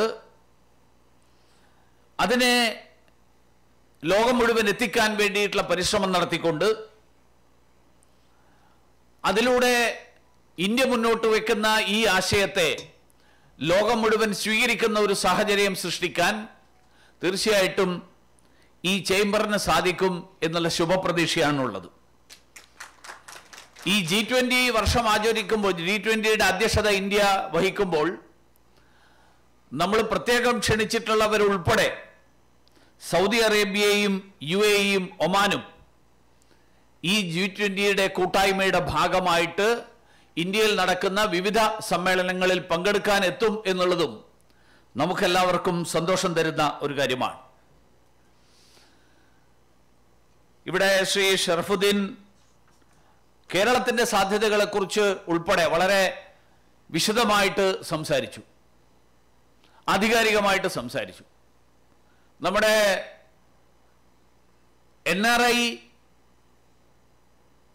റെമിറ്റൻസ് അല്ല, NRI ഇൻവെസ്റ്റ്മെന്റ്, പലപ്പോഴും NRI ഡെപ്പോസിറ്റ്, ക്ഷമിക്കണം, NRI ഡെപ്പോസിറ്റ്. കാരണം പലപ്പോഴും NRI റെമിറ്റൻസിനെയും NRI ഡെപ്പോസിറ്റിനെയും വേർതിരിച്ച് കാണാൻ പലപ്പോഴും പലരും ഒരു ചെറിയ ആശയക്കുഴപ്പം പലപ്പോഴും ഉണ്ടാവാറുണ്ട്. ആ NRI ഡെപ്പോസിറ്റ് ഉൾപ്പെടെ ഉള്ള സാധ്യതകൾ, അത് ഉയർത്തുന്ന സാധ്യതകൾ വളരെ വലിയ സാധ്യതയാണ്. കേരളത്തിൻ്റെതായിട്ടുള്ള പരിമിതികളുണ്ട്. ഇപ്പോൾ ഉദാഹരണത്തിന് കേരളത്തിൻ്റെ അടിസ്ഥാന സൗകര്യ വികസനത്തെക്കുറിച്ച് ധാരാളം ചർച്ചകൾ ഇപ്പോൾ നടന്നുകൊണ്ടിരിക്കുകയാണ്. കഴിഞ്ഞ ദിവസം ബഹുമാന്യനായിട്ടുള്ള ശ്രീ നിതിൻ ഗഡ്കരിജി കഴക്കൂട്ടത്ത് മേൽപ്പാലവും കേരളത്തിലെ പുതിയ പദ്ധതികളുടെ ഉദ്ഘാടനമൊക്കെ നിർവഹിക്കാൻ വന്നപ്പോൾ അദ്ദേഹം പറഞ്ഞു, ഇന്ത്യയിലെ മറ്റ് സംസ്ഥാനങ്ങളിൽ ഭൂമി ഏറ്റെടുക്കാൻ ആവശ്യമായിട്ട് വരുന്ന തുകയുടെ 17 ഇരട്ടിയാണ് കേരളത്തിലെ വില. അവിടെ 2 കോടിയാണെങ്കിൽ ഇവിടെ 35 കോടിയാണ്. അപ്പോൾ സ്വാഭാവികമായും ഭൂമി ഏറ്റെടുക്കലിൻ്റെ മാത്രം, സ്വാഭാവികമായും നാഷണൽ ഹൈവേ കൺസ്ട്രക്ഷൻ ഉൾപ്പെടെയുള്ള കാര്യങ്ങൾക്ക് പരിമിതിയുണ്ട്. അതുകൊണ്ട് നമുക്ക് നമ്മുടെ അടിസ്ഥാന സൗകര്യ മേഖലയിൽ വികസനത്തിൻ്റെ, അടിസ്ഥാന സൗകര്യങ്ങളുടെ വികസനത്തിൻ്റെ മേഖലയിൽ നമ്മൾ എങ്ങനെ ഈ കോസ്റ്റ് കട്ടിംഗ് ഫലപ്രദമായിട്ട് നടപ്പിലാക്കിക്കൊണ്ട് അല്ലെങ്കിൽ കോസ്റ്റിൽ വരുന്ന പ്രശ്നങ്ങൾക്ക് പരിഹാരം കണ്ടെത്തിക്കൊണ്ട് മുന്നോട്ട് പോകാൻ കഴിയുമെന്ന് നമ്മൾ ആലോചിക്കണം. ഇത് അടിസ്ഥാന സൗകര്യ മേഖലയിൽ നമുക്കൊരു പരിധിയിൽ കൂടുതൽ ചെയ്യാൻ സാധ്യമല്ല. ഇപ്പൊ ദേശീയപാത വികസനം വളരെ ദ്രുതഗതിയിൽ, ഞാനിപ്പോൾ വരുന്നത് ഗുരുവായൂരിൽ നിന്നാണ്. ഗുരുവായൂരിൽ നിന്ന് തൃപ്രയാർ വഴി വരുമ്പോൾ റോഡിന്റെ രണ്ട് വശവും റോഡ് വികസനത്തിന് വേണ്ടിയിട്ട് ഭൂമി ഏറ്റെടുത്ത് ആളുകൾ സ്വയം ഒഴിഞ്ഞുകൊടുത്ത് പുറകോട്ടേക്ക് മാറ്റിക്കെട്ടിയിരിക്കുകയാണ്, അവരുടെ മതിലുകളും ബാക്കിയുള്ളതൊക്കെ.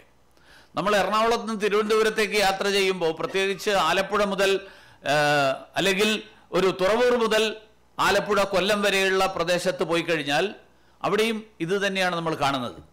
ഇത് കേരളത്തിൽ ഉണ്ടാക്കാൻ പോകുന്ന മാറ്റം വളരെ വലിയ മാറ്റമായിരിക്കും.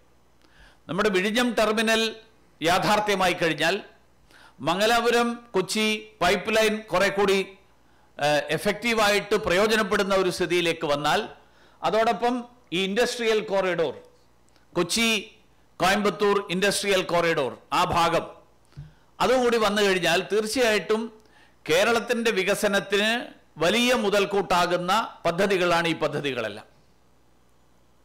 പക്ഷേ അക്കാര്യത്തിൽ ഞാൻ ശ്രീ ഷറഫുദ്ദീൻ പറഞ്ഞ കാര്യത്തിൽ ഞാൻ ഊന്നിപ്പറയാൻ ആഗ്രഹിക്കുകയാണ്.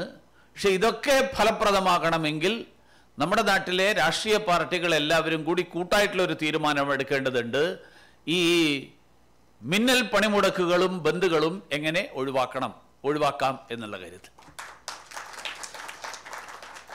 അതില്ലാതെ, കാരണം എനിക്ക് ഏറ്റവും വലിയ അത്ഭുതമായിട്ട് തോന്നിയത്, നമ്മൾ വേൾഡ് ടൂറിസം ഡേ ആചരിക്കുന്ന ദിവസം നമ്മളിവിടെ ഹർത്താൽ ആചരിച്ചുകൊണ്ടാണ് വേൾഡ് ടൂറിസം ഡേ ആഘോഷിച്ചത്.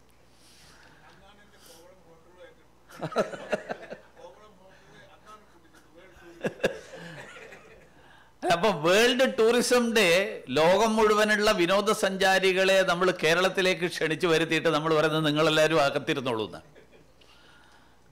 നമ്മൾ ആ സാഹചര്യം മാറ്റാൻ എല്ലാ പാർട്ടികളും, ഞാൻ ഇന്ന പാർട്ടി എന്നുള്ള ഒരു വേർതിരിവൊന്നും ഞാൻ കാണിക്കുന്നില്ല, ഏതെങ്കിലും ഒരു പാർട്ടിയെ പ്രത്യേകമായിട്ട് ആക്ഷേപിക്കാനും ഞാൻ ഈ വേദി ഉപയോഗിക്കുന്നില്ല.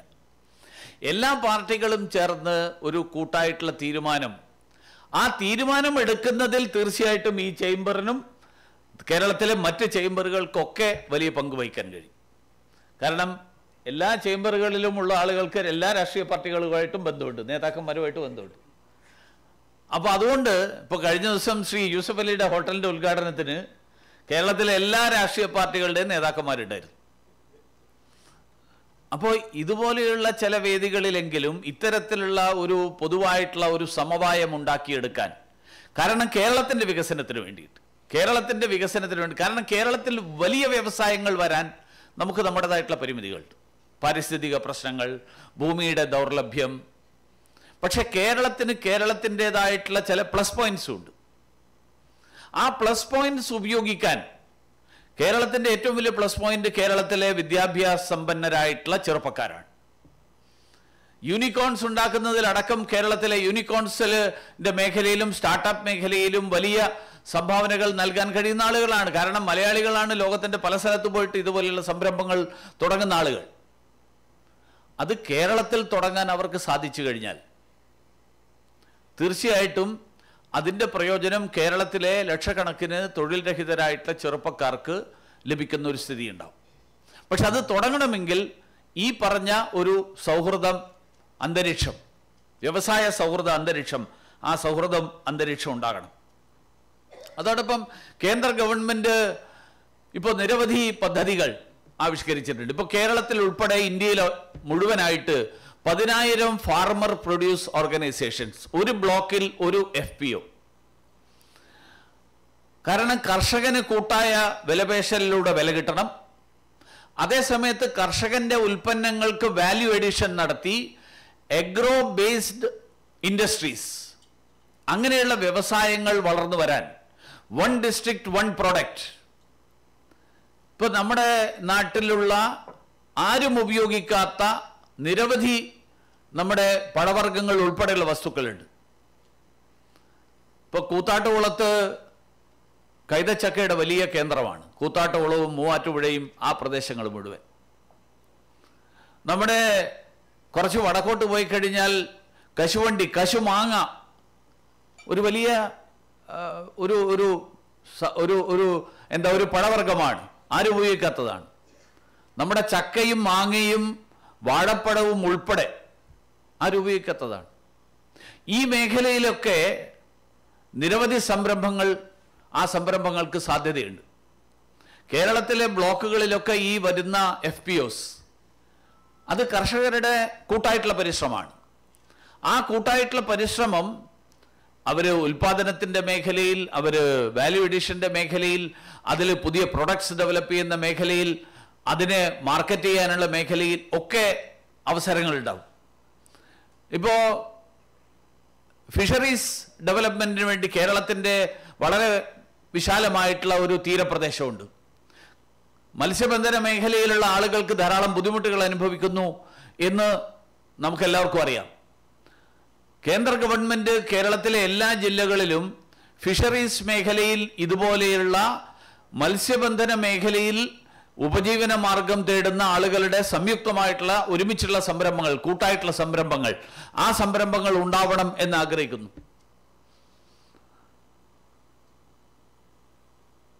ഇന്ന് ഈ വ്യവസായങ്ങൾ, ഞാൻ ഇന്നലെ ഒരു സ്ഥലത്ത് പോയപ്പോൾ, തിരുവനന്തപുരം ജില്ലയിലെ ഒരു സ്ഥലത്ത് പോയപ്പോൾ ഒരു ചെറുപ്പക്കാരൻ വളരെ മാന്യമായിട്ട് വളരെ നല്ല രീതിയിൽ ഡ്രസ്സൊക്കെ ചെയ്തിട്ടുള്ള ഒരാളാണ്. ഞാൻ വൈകുന്നേരം അയാളെ കണ്ടപ്പോൾ ഞാൻ ചോദിച്ചു എന്ത് ചെയ്യുന്നു? പറഞ്ഞ് മീൻ കച്ചവടം നടത്തുന്നു. നമ്മുടെ നാട്ടിൽ പണ്ടൊക്കെ മീൻ കച്ചവടം നടത്തുന്ന ആളെക്കുറിച്ച് നമുക്കൊരു സങ്കല്പമുണ്ട്. ഇന്ന് മീൻ കച്ചവടം നടത്തുന്ന അതൊരു ബിസിനസ്സാണ്. അപ്പോൾ ഇങ്ങനെയുള്ള വിവിധ മേഖലകൾ, ആ മേഖലകളിലേക്ക് നമ്മുടെ ചെറുപ്പക്കാർ പോകാൻ തയ്യാറാണ്. പക്ഷെ മീൻ കച്ചവടം അവിടുന്ന് കടപ്പുറത്ത് വാങ്ങിക്കൊണ്ടുവന്ന് ഉൾപ്രദേശങ്ങൾ വിൽക്കൽ മാത്രമല്ല, അതിൽ വാല്യൂ എഡിഷനുള്ള സ്കോപ്പുണ്ട്. ഞാൻ ലക്ഷദ്വീപിൽ പോയപ്പോൾ ലക്ഷദ്വീപിൽ മീൻ അച്ചാർ അവർ വളരെ വളരെ ലിമിറ്റഡ് രീതിയിലാണ് അവരുണ്ടാക്കുന്നത്. കേരളത്തിൽ ഇത്രയധികം മത്സ്യം ഉണ്ടാകുമ്പോൾ ഇതുപോലെയുള്ള പല കാര്യങ്ങൾ ഉൽപ്പാദിപ്പിക്കാൻ സാധിക്കും. ഇതിനൊക്കെ ഗൾഫുമായിട്ട് വലിയ ബന്ധമുണ്ട്. കാരണം ഗൾഫിലേക്കുള്ള പച്ചക്കറിയും മറ്റു പല വസ്തുക്കളും ഈ കേരളം ഉൾപ്പെടെ ഇന്ത്യയുടെ പല ഭാഗങ്ങളിൽ നിന്നാണ് പോകുന്നത്. പക്ഷെ ഇപ്പോൾ അതിലും കേരളത്തിൽ നിന്ന് പോകുന്നതിൻ്റെ അളവ് കുറഞ്ഞു വരികയാണ്. ഇപ്പോൾ കൂടുതൽ പോകുന്നത് ബോംബെയിൽ നിന്നും പിന്നെ തിരുനെൽവേലി അവിടെ നിന്നൊക്കെ മധുര വഴിയും ഒക്കെ ആയിട്ടാണ് പോകുന്നത്, ചെന്നൈ വഴി. അതിനെ നമുക്ക് മലയാളികളാണ് ഏറ്റവും കൂടുതൽ ഗൾഫ് രാജ്യങ്ങളിലുള്ളത്. അവർക്ക് ആവശ്യമുള്ള വസ്തുക്കൾ നമുക്ക് സപ്ലൈ ചെയ്യാൻ തീർച്ചയായിട്ടും അവസരങ്ങളുണ്ട്. അപ്പോൾ ഇതുപോലെയുള്ള വിവിധ അവസരങ്ങൾ, ആ അവസരങ്ങൾ പ്രയോജനപ്പെടുത്താൻ തീർച്ചയായിട്ടും ഈ ചേംബറിന് വലിയൊരു പങ്ക് വഹിക്കാൻ കഴിയും എന്നുള്ള പൂർണ്ണ വിശ്വാസമാണ് എനിക്കുള്ളത്. അതുപോലെ ശ്രീ ഷറഫുദ്ദീൻ പറഞ്ഞ ഒരു കാര്യം നിങ്ങൾ അധികം പേര് ശ്രദ്ധിച്ചിട്ടുണ്ടോ എന്ന് എനിക്കറിയില്ല. കാരണം ഈ എനർജി ക്രൈസിസ് ഗൾഫിൽ വലിയ എനർജി ക്രൈസിസ് ഒരർത്ഥത്തിൽ പറഞ്ഞാൽ എണ്ണവില കൂട്ടിയതിൻ്റെ ബുദ്ധിമുട്ട് നമ്മൾ അനുഭവിക്കുന്നുണ്ട്. പക്ഷേ എണ്ണവില കൂടിയതിൻ്റെ പ്രയോജനം കിട്ടിയിരിക്കുന്ന രാജ്യങ്ങളാണ് ഗൾഫ് രാജ്യങ്ങൾ. അവരുടെ കയ്യിലുള്ള അവരുടെ ഏണിങ്സ്, ആ ഏണിങ്സ് അവർ ഇൻവെസ്റ്റ് ചെയ്യാൻ അവർ സാധ്യതകൾ നോക്കിക്കൊണ്ടിരിക്കുകയാണ്. ആ ഇൻവെസ്റ്റ്മെൻറ്റിനുള്ള കേന്ദ്രമായിട്ട് നമുക്ക് നമ്മുടെ കേരളത്തെ മാറ്റാൻ കഴിയുമോ? അതിനുള്ള അവസരങ്ങൾ നമുക്ക് സൃഷ്ടിക്കാൻ കഴിയുമോ?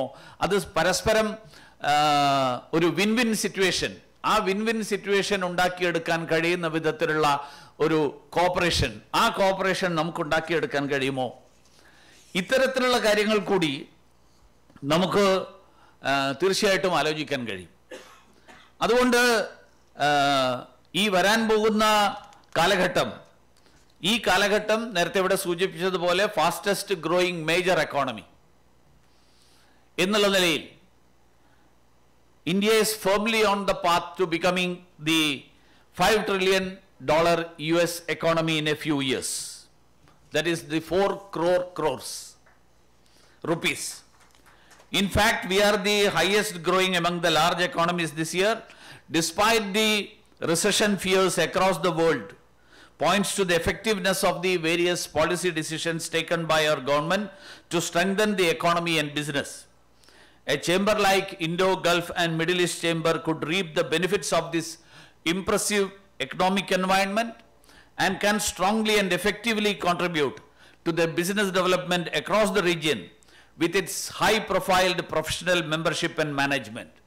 So let me take this opportunity to express my sincere wishes for the future growth of the chamber. With these words, I am happy to inaugurate the Kerala chapter of Indo-Gulf and Middle East Chamber of Commerce. Thank you all.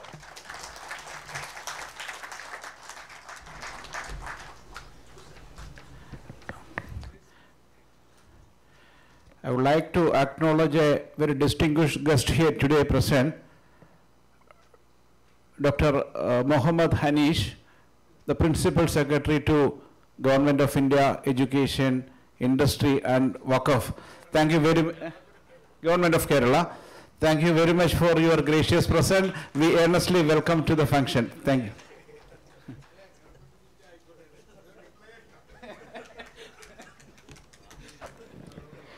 Thank you so much, sir, for your valuable words, and I am pretty much sure that you will get a plenty of opportunity to share and discuss about your knowledge and insight in the coming years. Am I right? Right? Is it correct? Yes. Okay, ladies and gentlemen, next we are moving to inauguration of Central Office of Inmecc by such an eminent personality, Dr. P. Muhammad Ali. Ladies and gentlemen, put your hands together. Next we are moving to the inauguration of Central Office of Inmecc by switching the button.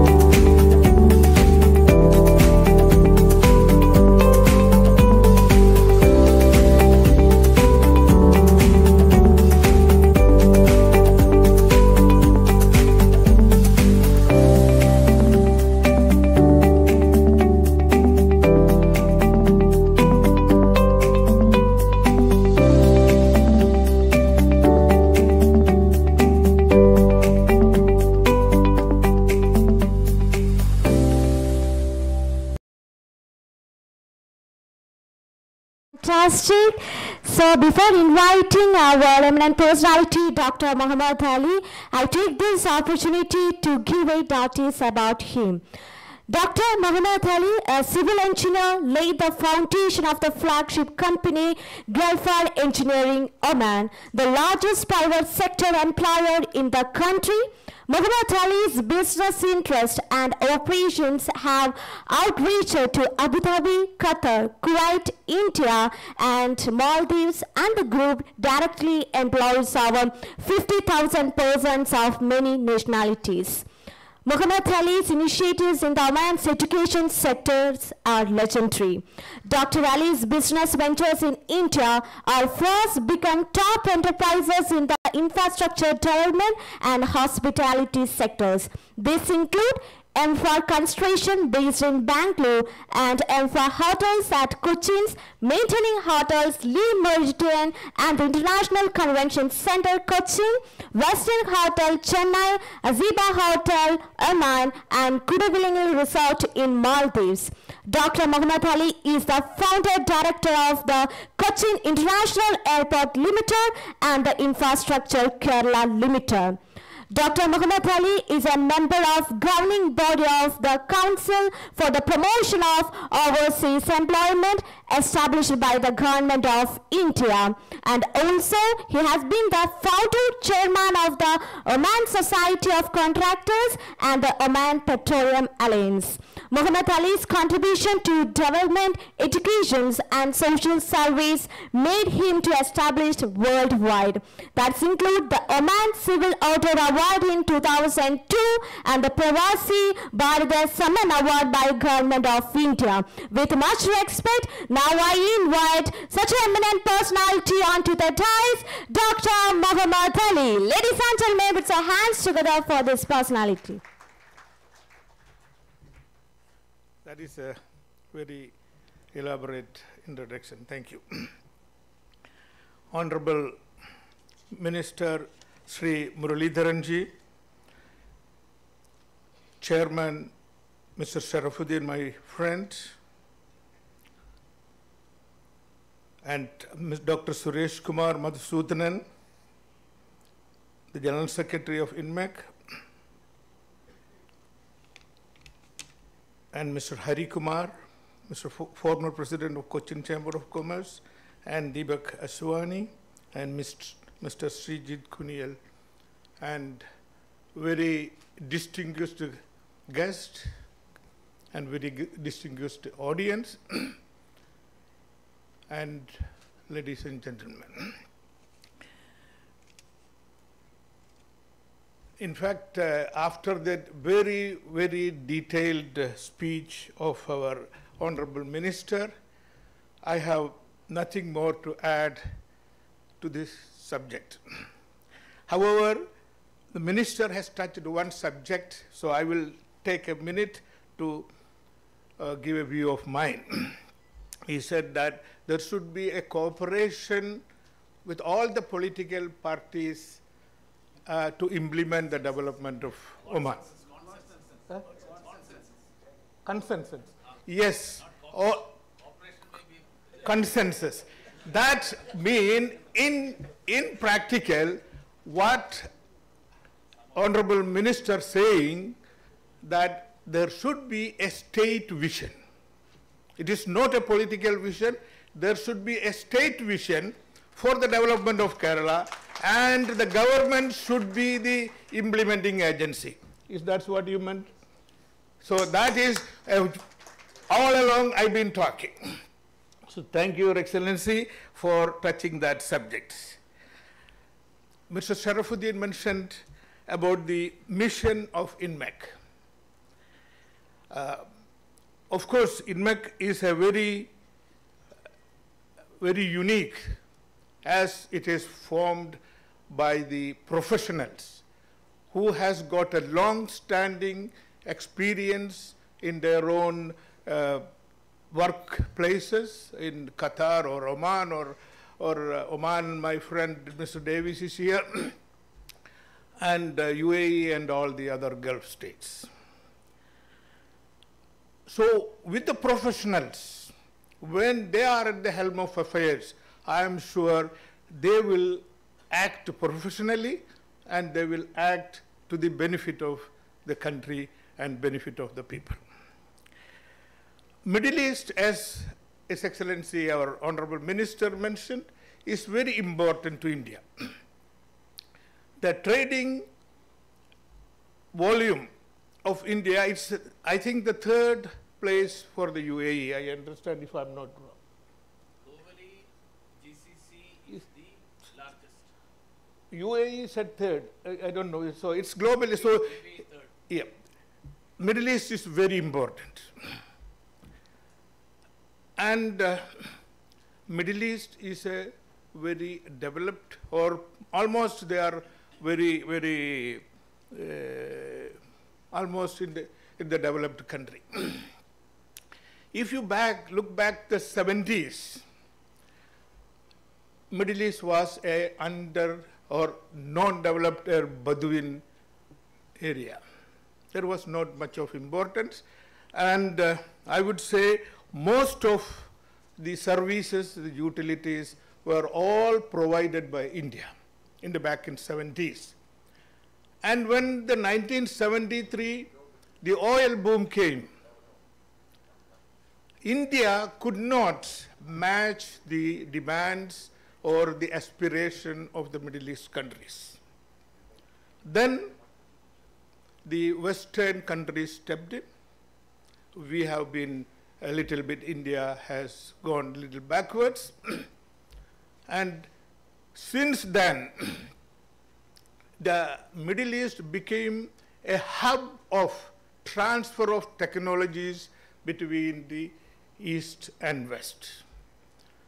West have tried all their developments, experiences, and their innovations in the Middle East because the Middle East has the financial resources and they were willing to take the risk and they wanted to be the best. So back in 70, we missed that opportunity to be in the forefront of this Middle East development. I wanted to say that in presence of the Honorable Minister. But when we can be proud of building the Middle East countries, India has played a significant role or much greater role than any other countries because our Indian workforce is the one who made it practical, and all the rulers appreciate that, they declare that in every public opportunity.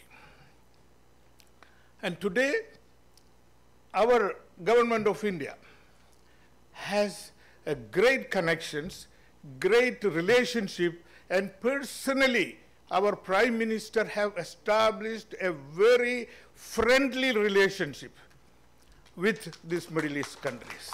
And that will definitely help India because what they have is the financial resources, and India need financial resources, financial investment.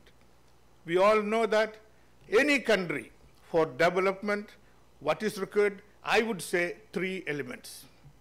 One is the natural resources, which includes everything, whether it is oil and gas or agriculture or fisheries and the money or whatever it is. And the human resources, which is the most important. And the other aspect is a legislation which will enable, which will nurture these resources into development of the country and development of its people. So the relationship with the Middle East country is a very important aspect of it, and we will, there is a friendly relation, and I am sure more Middle East money, financial resources, and some of the other technological development will also flow into India in the coming years with this relationship between the government. Today,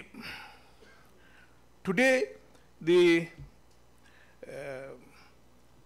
development of India in the Middle East, you have seen, they always boast the tallest building, best infrastructure, best in telecommunication, best in air connectivity. We all know that during the COVID time, the Qatar Airways and the Emirates are the 2 airlines connecting all over the world. Remember 50 years before, they never had an airport. They never had an airplane. They were desert. I landed, I went by ship from here in 1970. So from that place to this present situation, it was the financial resources and their legislation and their willingness to develop their country into a most modern, that has helped that vision. And we all can be proud that we, again, what I'm repeating that, even the World Cup, as the Sharafuddin said, the World Cup, the Al-Bayt Stadium was built by our company. We are all proud of it. This is one of the best stadiums in the world now.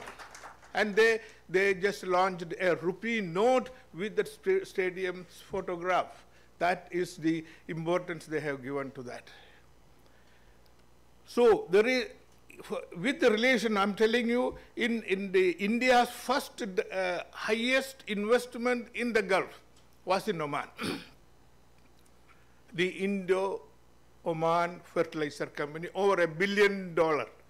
That was the highest investment of India, outside India, and that was in Oman. And definitely India has benefited from that partnership of a gas available at much lower than the market price and the production of urea. And now I think that contract is finished. They are continuing with that contract again. Will definitely will benefit from that.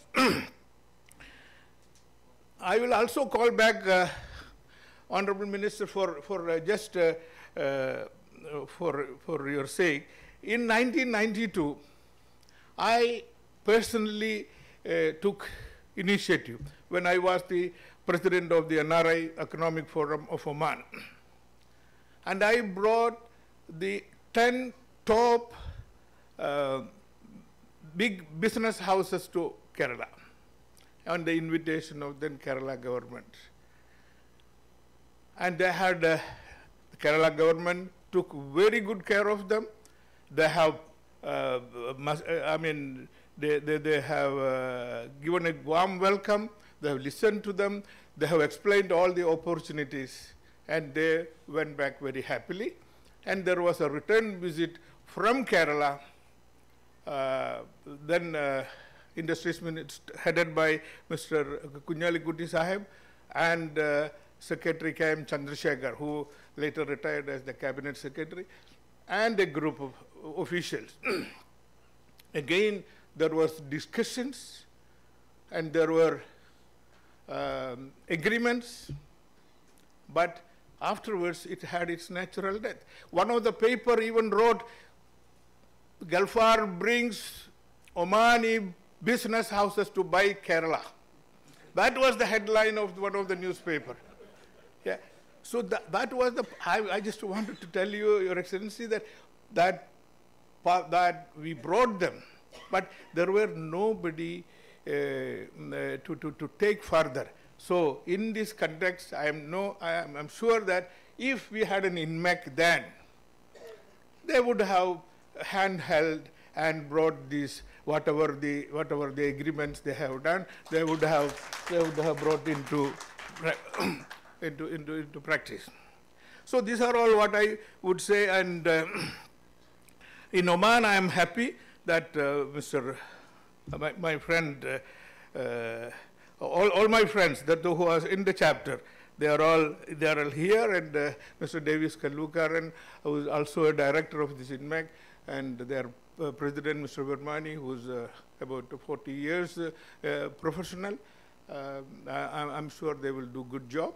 And as I can do is that I can always support you from outside, and my support will be always there. So, and for India, I would say India is growing.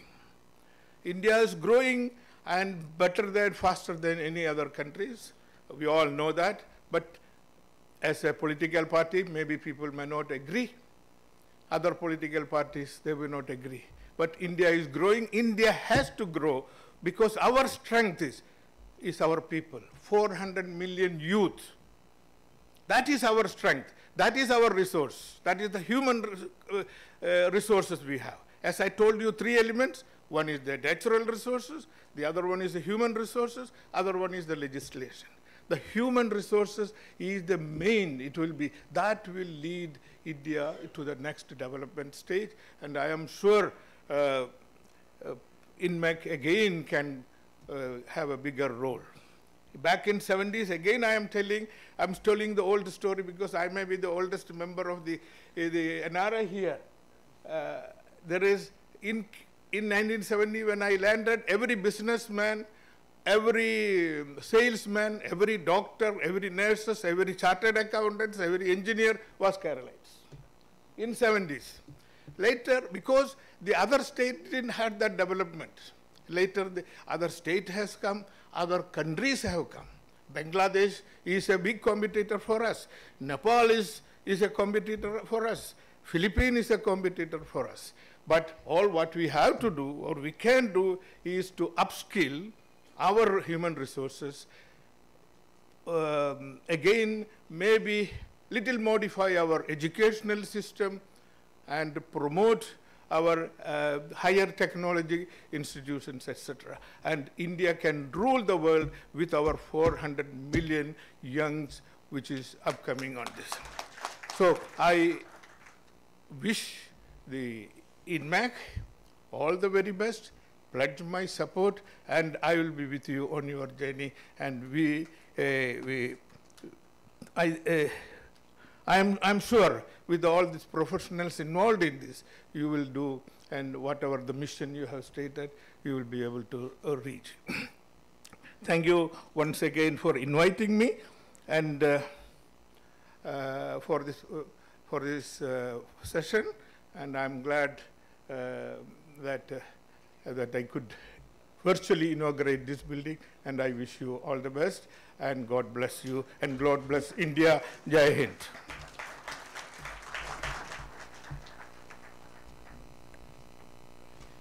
Thank you so much, sir. Now I request Mr. Srijit Kunil, President of Kerala Chapter Inmecc, to honor our Chief Guest, respected V. Muralidharan, Minister of State for External Affairs.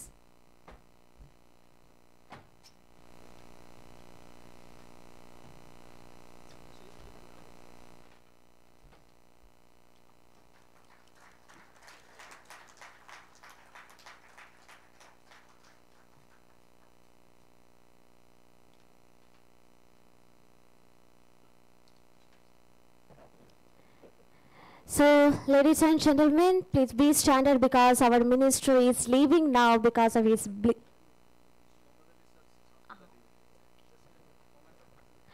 Also, I request Dr. Suresh Kumar Madhusudanan to honor Dr. P. Muhammad Ali, founder of Gulfar Group of Companies, Oman.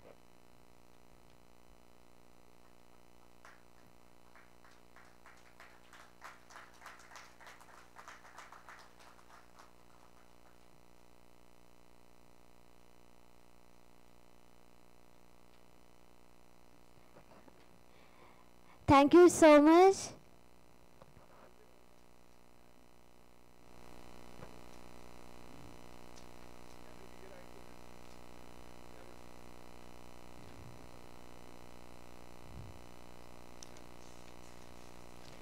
Thank you so much, sir, for your valuable presence. So I request all of you standing.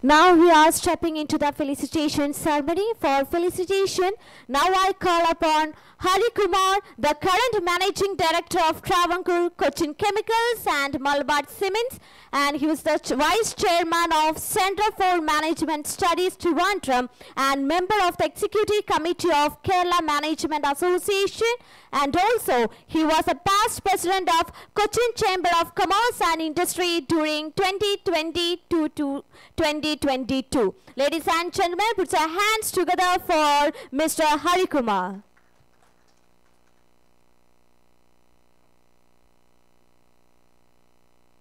Let me assure you that I'll be very short. I'll finish my speech in next 3 minutes or something. That is the time which has been allotted to me. Honorable Minister who just now left, Sri Muhammad Ali Sahib, dear friends, other dignitaries on the dais and off the dais. First of all, let me congratulate the chairman, directors and members of Inmecc for the wonderful initiative of inaugurating the central office and the Kerala chapter. The modus operandi, how the chamber is going to go about, and the noble initiatives the chamber has already initiated, like handholding of the small scale sector or the Sikh company sector, is already well appreciated, and I'm sure that that could be one of the rarest thing any chamber would take up, and that has actually given lot of impetus to the vision of the chamber. And we all know that Middle East and the relation between India and the Middle East goes back to ages, and actually Middle East has given a boost not only to the trade between these two countries, it has also given life and hope to many people, especially of Kerala. And the trade between India and the Middle East has already been talked upon, so I don't want to elaborate on that. The Honorable Minister was talking about, he even quoted the numbers about what exactly was the trade and how the imports and exports, how the trade between these two countries grew also in the past. Actually, the trade between GCC countries grew by almost around 87 billion in 2021 to 155 billion. That is growing by 77%. And even the exports also grew by a considerable percentage. And this shows the importance of the trade between these two countries have. And when the trade is almost around 157 billion, let me tell you, there are chambers with countries like Indo-Japan Chamber of Commerce where the trade between these two countries are only $19 billion. And India also has a chamber with Indo-US Chamber of Commerce where the trade now it's almost around 157, which is more or less the same. So in fact, I am not very sure whether there are any other chambers which interact between India and the Middle East countries, but it's a very, very noble thing. But because the chamber is starting something new, and because I was the past president of Cochin Chamber, let me just touch upon some aspects which I would like the chamber to take up, because that would give a competitive edge to the chamber. I'll be very short.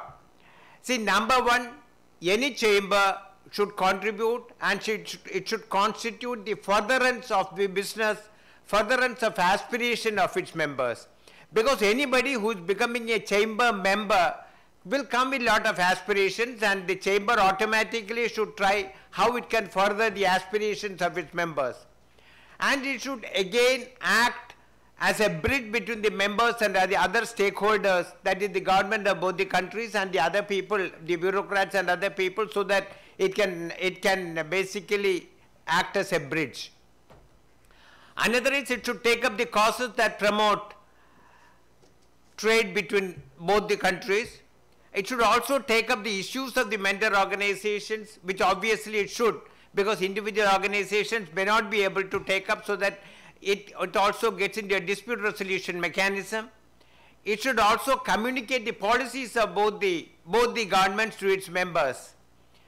And let me tell you, large organizations would definitely be in a position to address these issues on their own, because of the clout they carry, because of the contacts they have. But it is the smaller organizations, especially when it is a question of India and Gulf, there are a lot of smaller organizations which cater to the community there. So these organizations would stand to benefit from a chamber like this. So the chamber, if it understands and if it understands the slot in which it is to operate, I am sure the chamber will definitely be able to not only take care of the interest of the big people, but it would also be able to further the growth of the small sector, which definitely is an opportunity for the chamber. That would definitely further the growth of the smaller members of the chamber. See, Honorable Minister was talking about SEPA, but even without SEPA also the trade between these two countries are growing. The Honorable Minister was also talking about, and definitely with the SEPA, the opportunity to growth will grow manifold. And the Honorable Minister was also talking about the potential India has.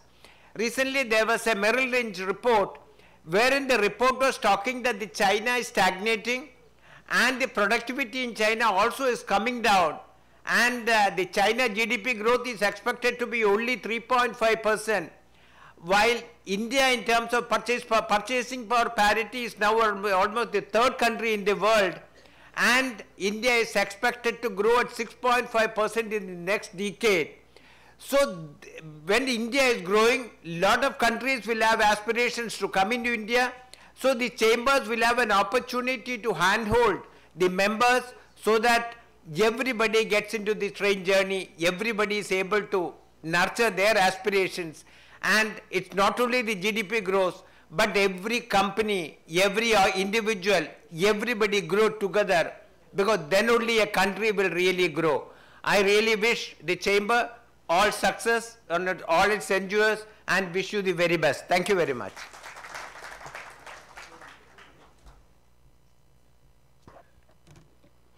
Thank you so much, sir. Now I would like to call upon Mr. T.C. Varghese, Executive Director of Inmecc, for honoring the founder directors of Inmecc.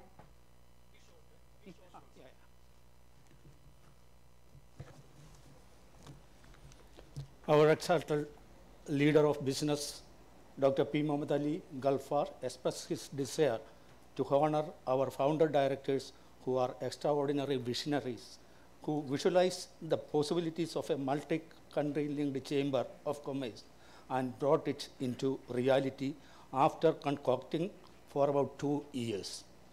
First, let me present our chairman, who is the leader of our founder director visionaries. And I would request Dr. Muhammad Ali to honor him by presenting a memento.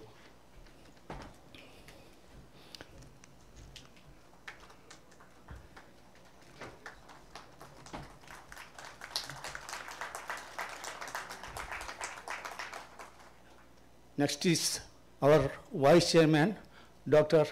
James Matthew. Sir, please come to the dais. Dr.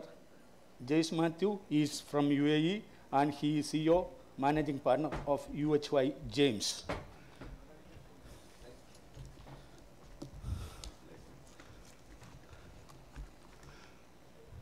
And the next one is Mr. Ahmed Kabir.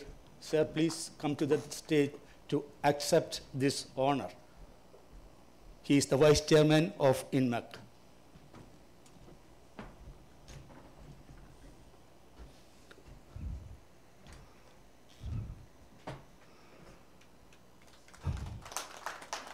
The next one is Dr. Suresh Kumar Madhusudanan.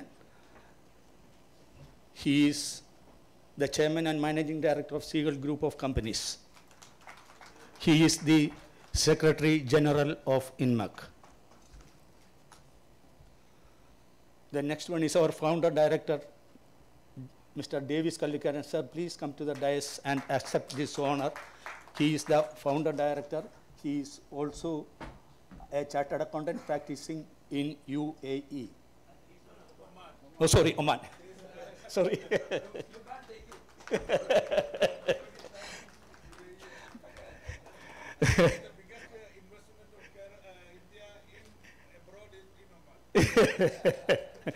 The next one is Mr. Mohammed Rafi.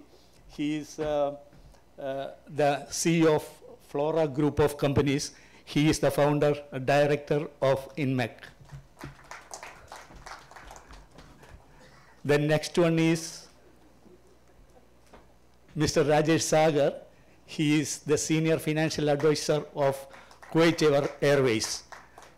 He is our founder director.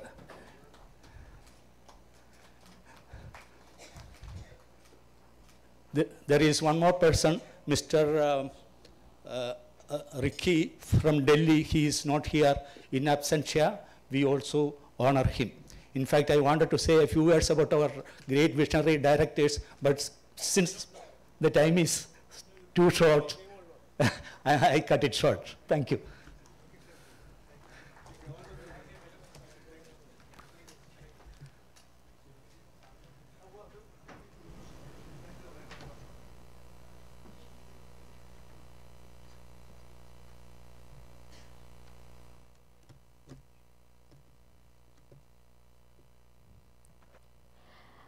for the felicitation. Now I invite Mr. Deepak L. Ashwani. Is best described as an entrepreneur with a proven track record of 50 years leading high-performance teams, an eminent personality who has served the community with distinction, and a passionate individual who has always attempted to stay ahead of the times. With a great happiness, now I invite Mr. Deepak L. Ashwani, the Managing Director of Ashwani Leshmenders Group and Chairman of FICCI Kerala State Council, and also the Chairman of Retailers Association of India, Cochin Chapter.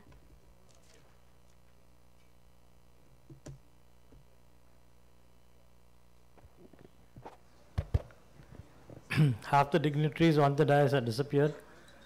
Anyway, the off the dais is looking better. As big brother, I think FICCI, it's the oldest apex body of chambers in the country. We were established in 1927, and it's my honor and privilege to facilitate Inmecc today on their inauguration of the Kerala chapter. Like Mr. Harikumar, I also have a few words to add. There's a tremendous scope, now that times are changing. I'm just fresh back from a convention at Delhi, where we had the 95th AGM of the FICCI. And what was described there is that this is the Prime Minister's vision of the Azadi Ka Amrit Kal. That means the next 25 years are going to be India's best years, and probably where India is going to come into the top 3 of the world powers, both economically and otherwise. Like somebody said, we had already had a huge population, and the youth population is the one which is going to dominate the country's progress. Also, 2-3 things which I mentioned today, and I'm again reiterating, is that we have to talk about relationships. That is what Inmecc has to do, maintain those relationships that we have with the Gulf region and the Middle East. We also have to take care of the finance, channelize the finance in such a way that it comes into more productive purpose rather than what it was in the earlier days. Of course, a lot of money is coming into Kerala. A lot of it is now going to go outside of both the Gulf and Kerala also, because slowly and steadily the youth of this country are planning to go for studies abroad to various other places. Already Britain has imposed a virtual embargo on further entries because of student migration. You have New Zealand and Canada also almost bursting. They've also now cut down the areas of immigration. So to that extent, I think the Middle East still has a lot of scope for the Indian youth, but they will not go more as job seekers, but as job givers. And that is what we have to look at from now on. We have a very skilled set of youth who are raring to go. We have a number of startups that are doing extremely well. We have the largest number of unicorns that have come up from this country, and we have to take advantage of this. And rather than go as the blue-collar workers that were there in the 1970s, right now we will have to look at doing business at our own terms. For this, I would encourage Inmecc to look at establishing more free trade zones in India. There have been a lot of other people who have been establishing free trade zones across the Gulf and then encouraging Indians to go and do business there. I would rather have the Indians do business in India in free trade zones established in India. The Cochin Free Trade Zone is one example which is doing amazing business. So I think I'll stop with this. Everybody must be hungry, and on a good Sunday with a football match in the vision, I would close my words once again congratulating Dr. Sharafuddin and his team, and Mr. Srijit Kunil for Cochin, and hope that Inmecc is going to be a major force to reckon with. Hearty congratulations again.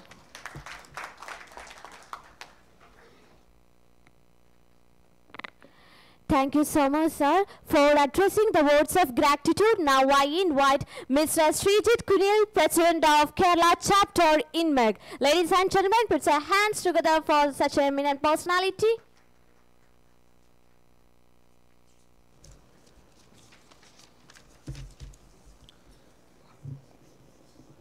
Good afternoon to all. So I think almost most of them are hungry. So I will finish in just 2-3 minutes of my responsibility of sharing vote of thanks.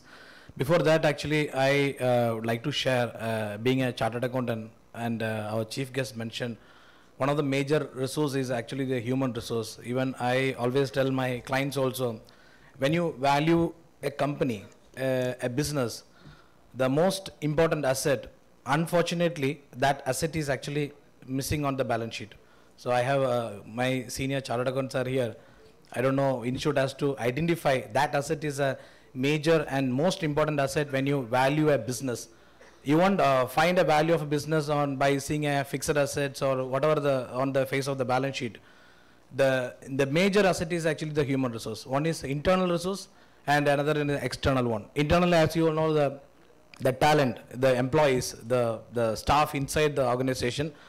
Today and tomorrow, I always say that that's a most critical asset to get into any company. Identifying the right talent is the most important challenge. At the same time, identifying the right client is also very important. And today, what is missing, the last mile, the client face. And whoever has the nearest to that client place, who has the more value to the business. With that, actually, I take my responsibility to give you all a vote of thanks. First of all, I am really honored by the role assigned to me as a president of the Kerala chapter of this eminent chamber Inmecc. I have also been given the privilege of giving this vote of thanks, and thank you to the board. I sincerely thank all those who made this event a success by coming here and devoting their precious time to Inmecc. I would like to extend my deepest gratitude to Shri V. Muralidharan, Honorable Minister of State of External Affairs, Government of India, for inaugurating our Kerala chapter, for giving Inmecc a wonderful start, and also to our Dr. P. Muhammad Ali, founder of Gulfar Engineering and Contracting Company, for inaugurating our central office in Cochin. And we also extend our sincere thanks to all the founder directors who came today for this event alone. I think most of the across GCC, all presence we have today, and all our office bearers, Kerala committee members, and all our Inmecc family members. And also, we sincerely thank all the guests who came here today for sparing your valuable time on a Sunday. And also, we thank all the viewers who watch today's event on live. And we thank the hotel actually for arranging this venue, and also our MC and event manager. So actually, as our chairman always explained during his presidential speech, Inmecc began with a purpose of networking and collaborating business owners from across the Middle East with business owners across different states of India. Here, I would like to add one important point, how Inmecc is different. I've been connected with most of the, directly, indirectly, I've been connected with most of the business organizations here. I worked in even Middle East also. So what is difference is Inmecc is going to create a model of, in a unique model, where the collaborations between the states from India and from the states from the other GCC country.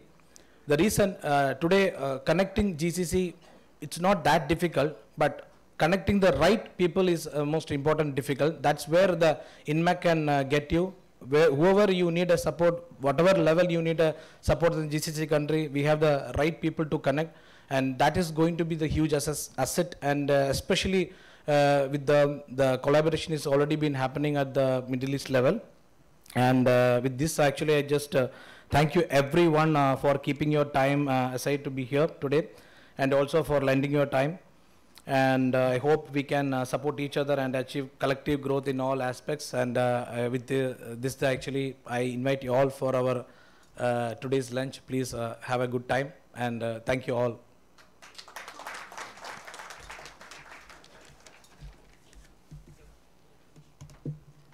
Thank you so much. So now we are concluding the grand ceremony of Indo-Gulf and Middle East Chamber of Commerce, launching of Kerala chapter and inauguration of central office. Ladies and gentlemen, this is Kenna Sunny officially signing off. Have a good day, have a nice day, and wish you a Merry Christmas and Happy New Year. Thank you, everyone. And also, we are inviting all the guests for the lunch.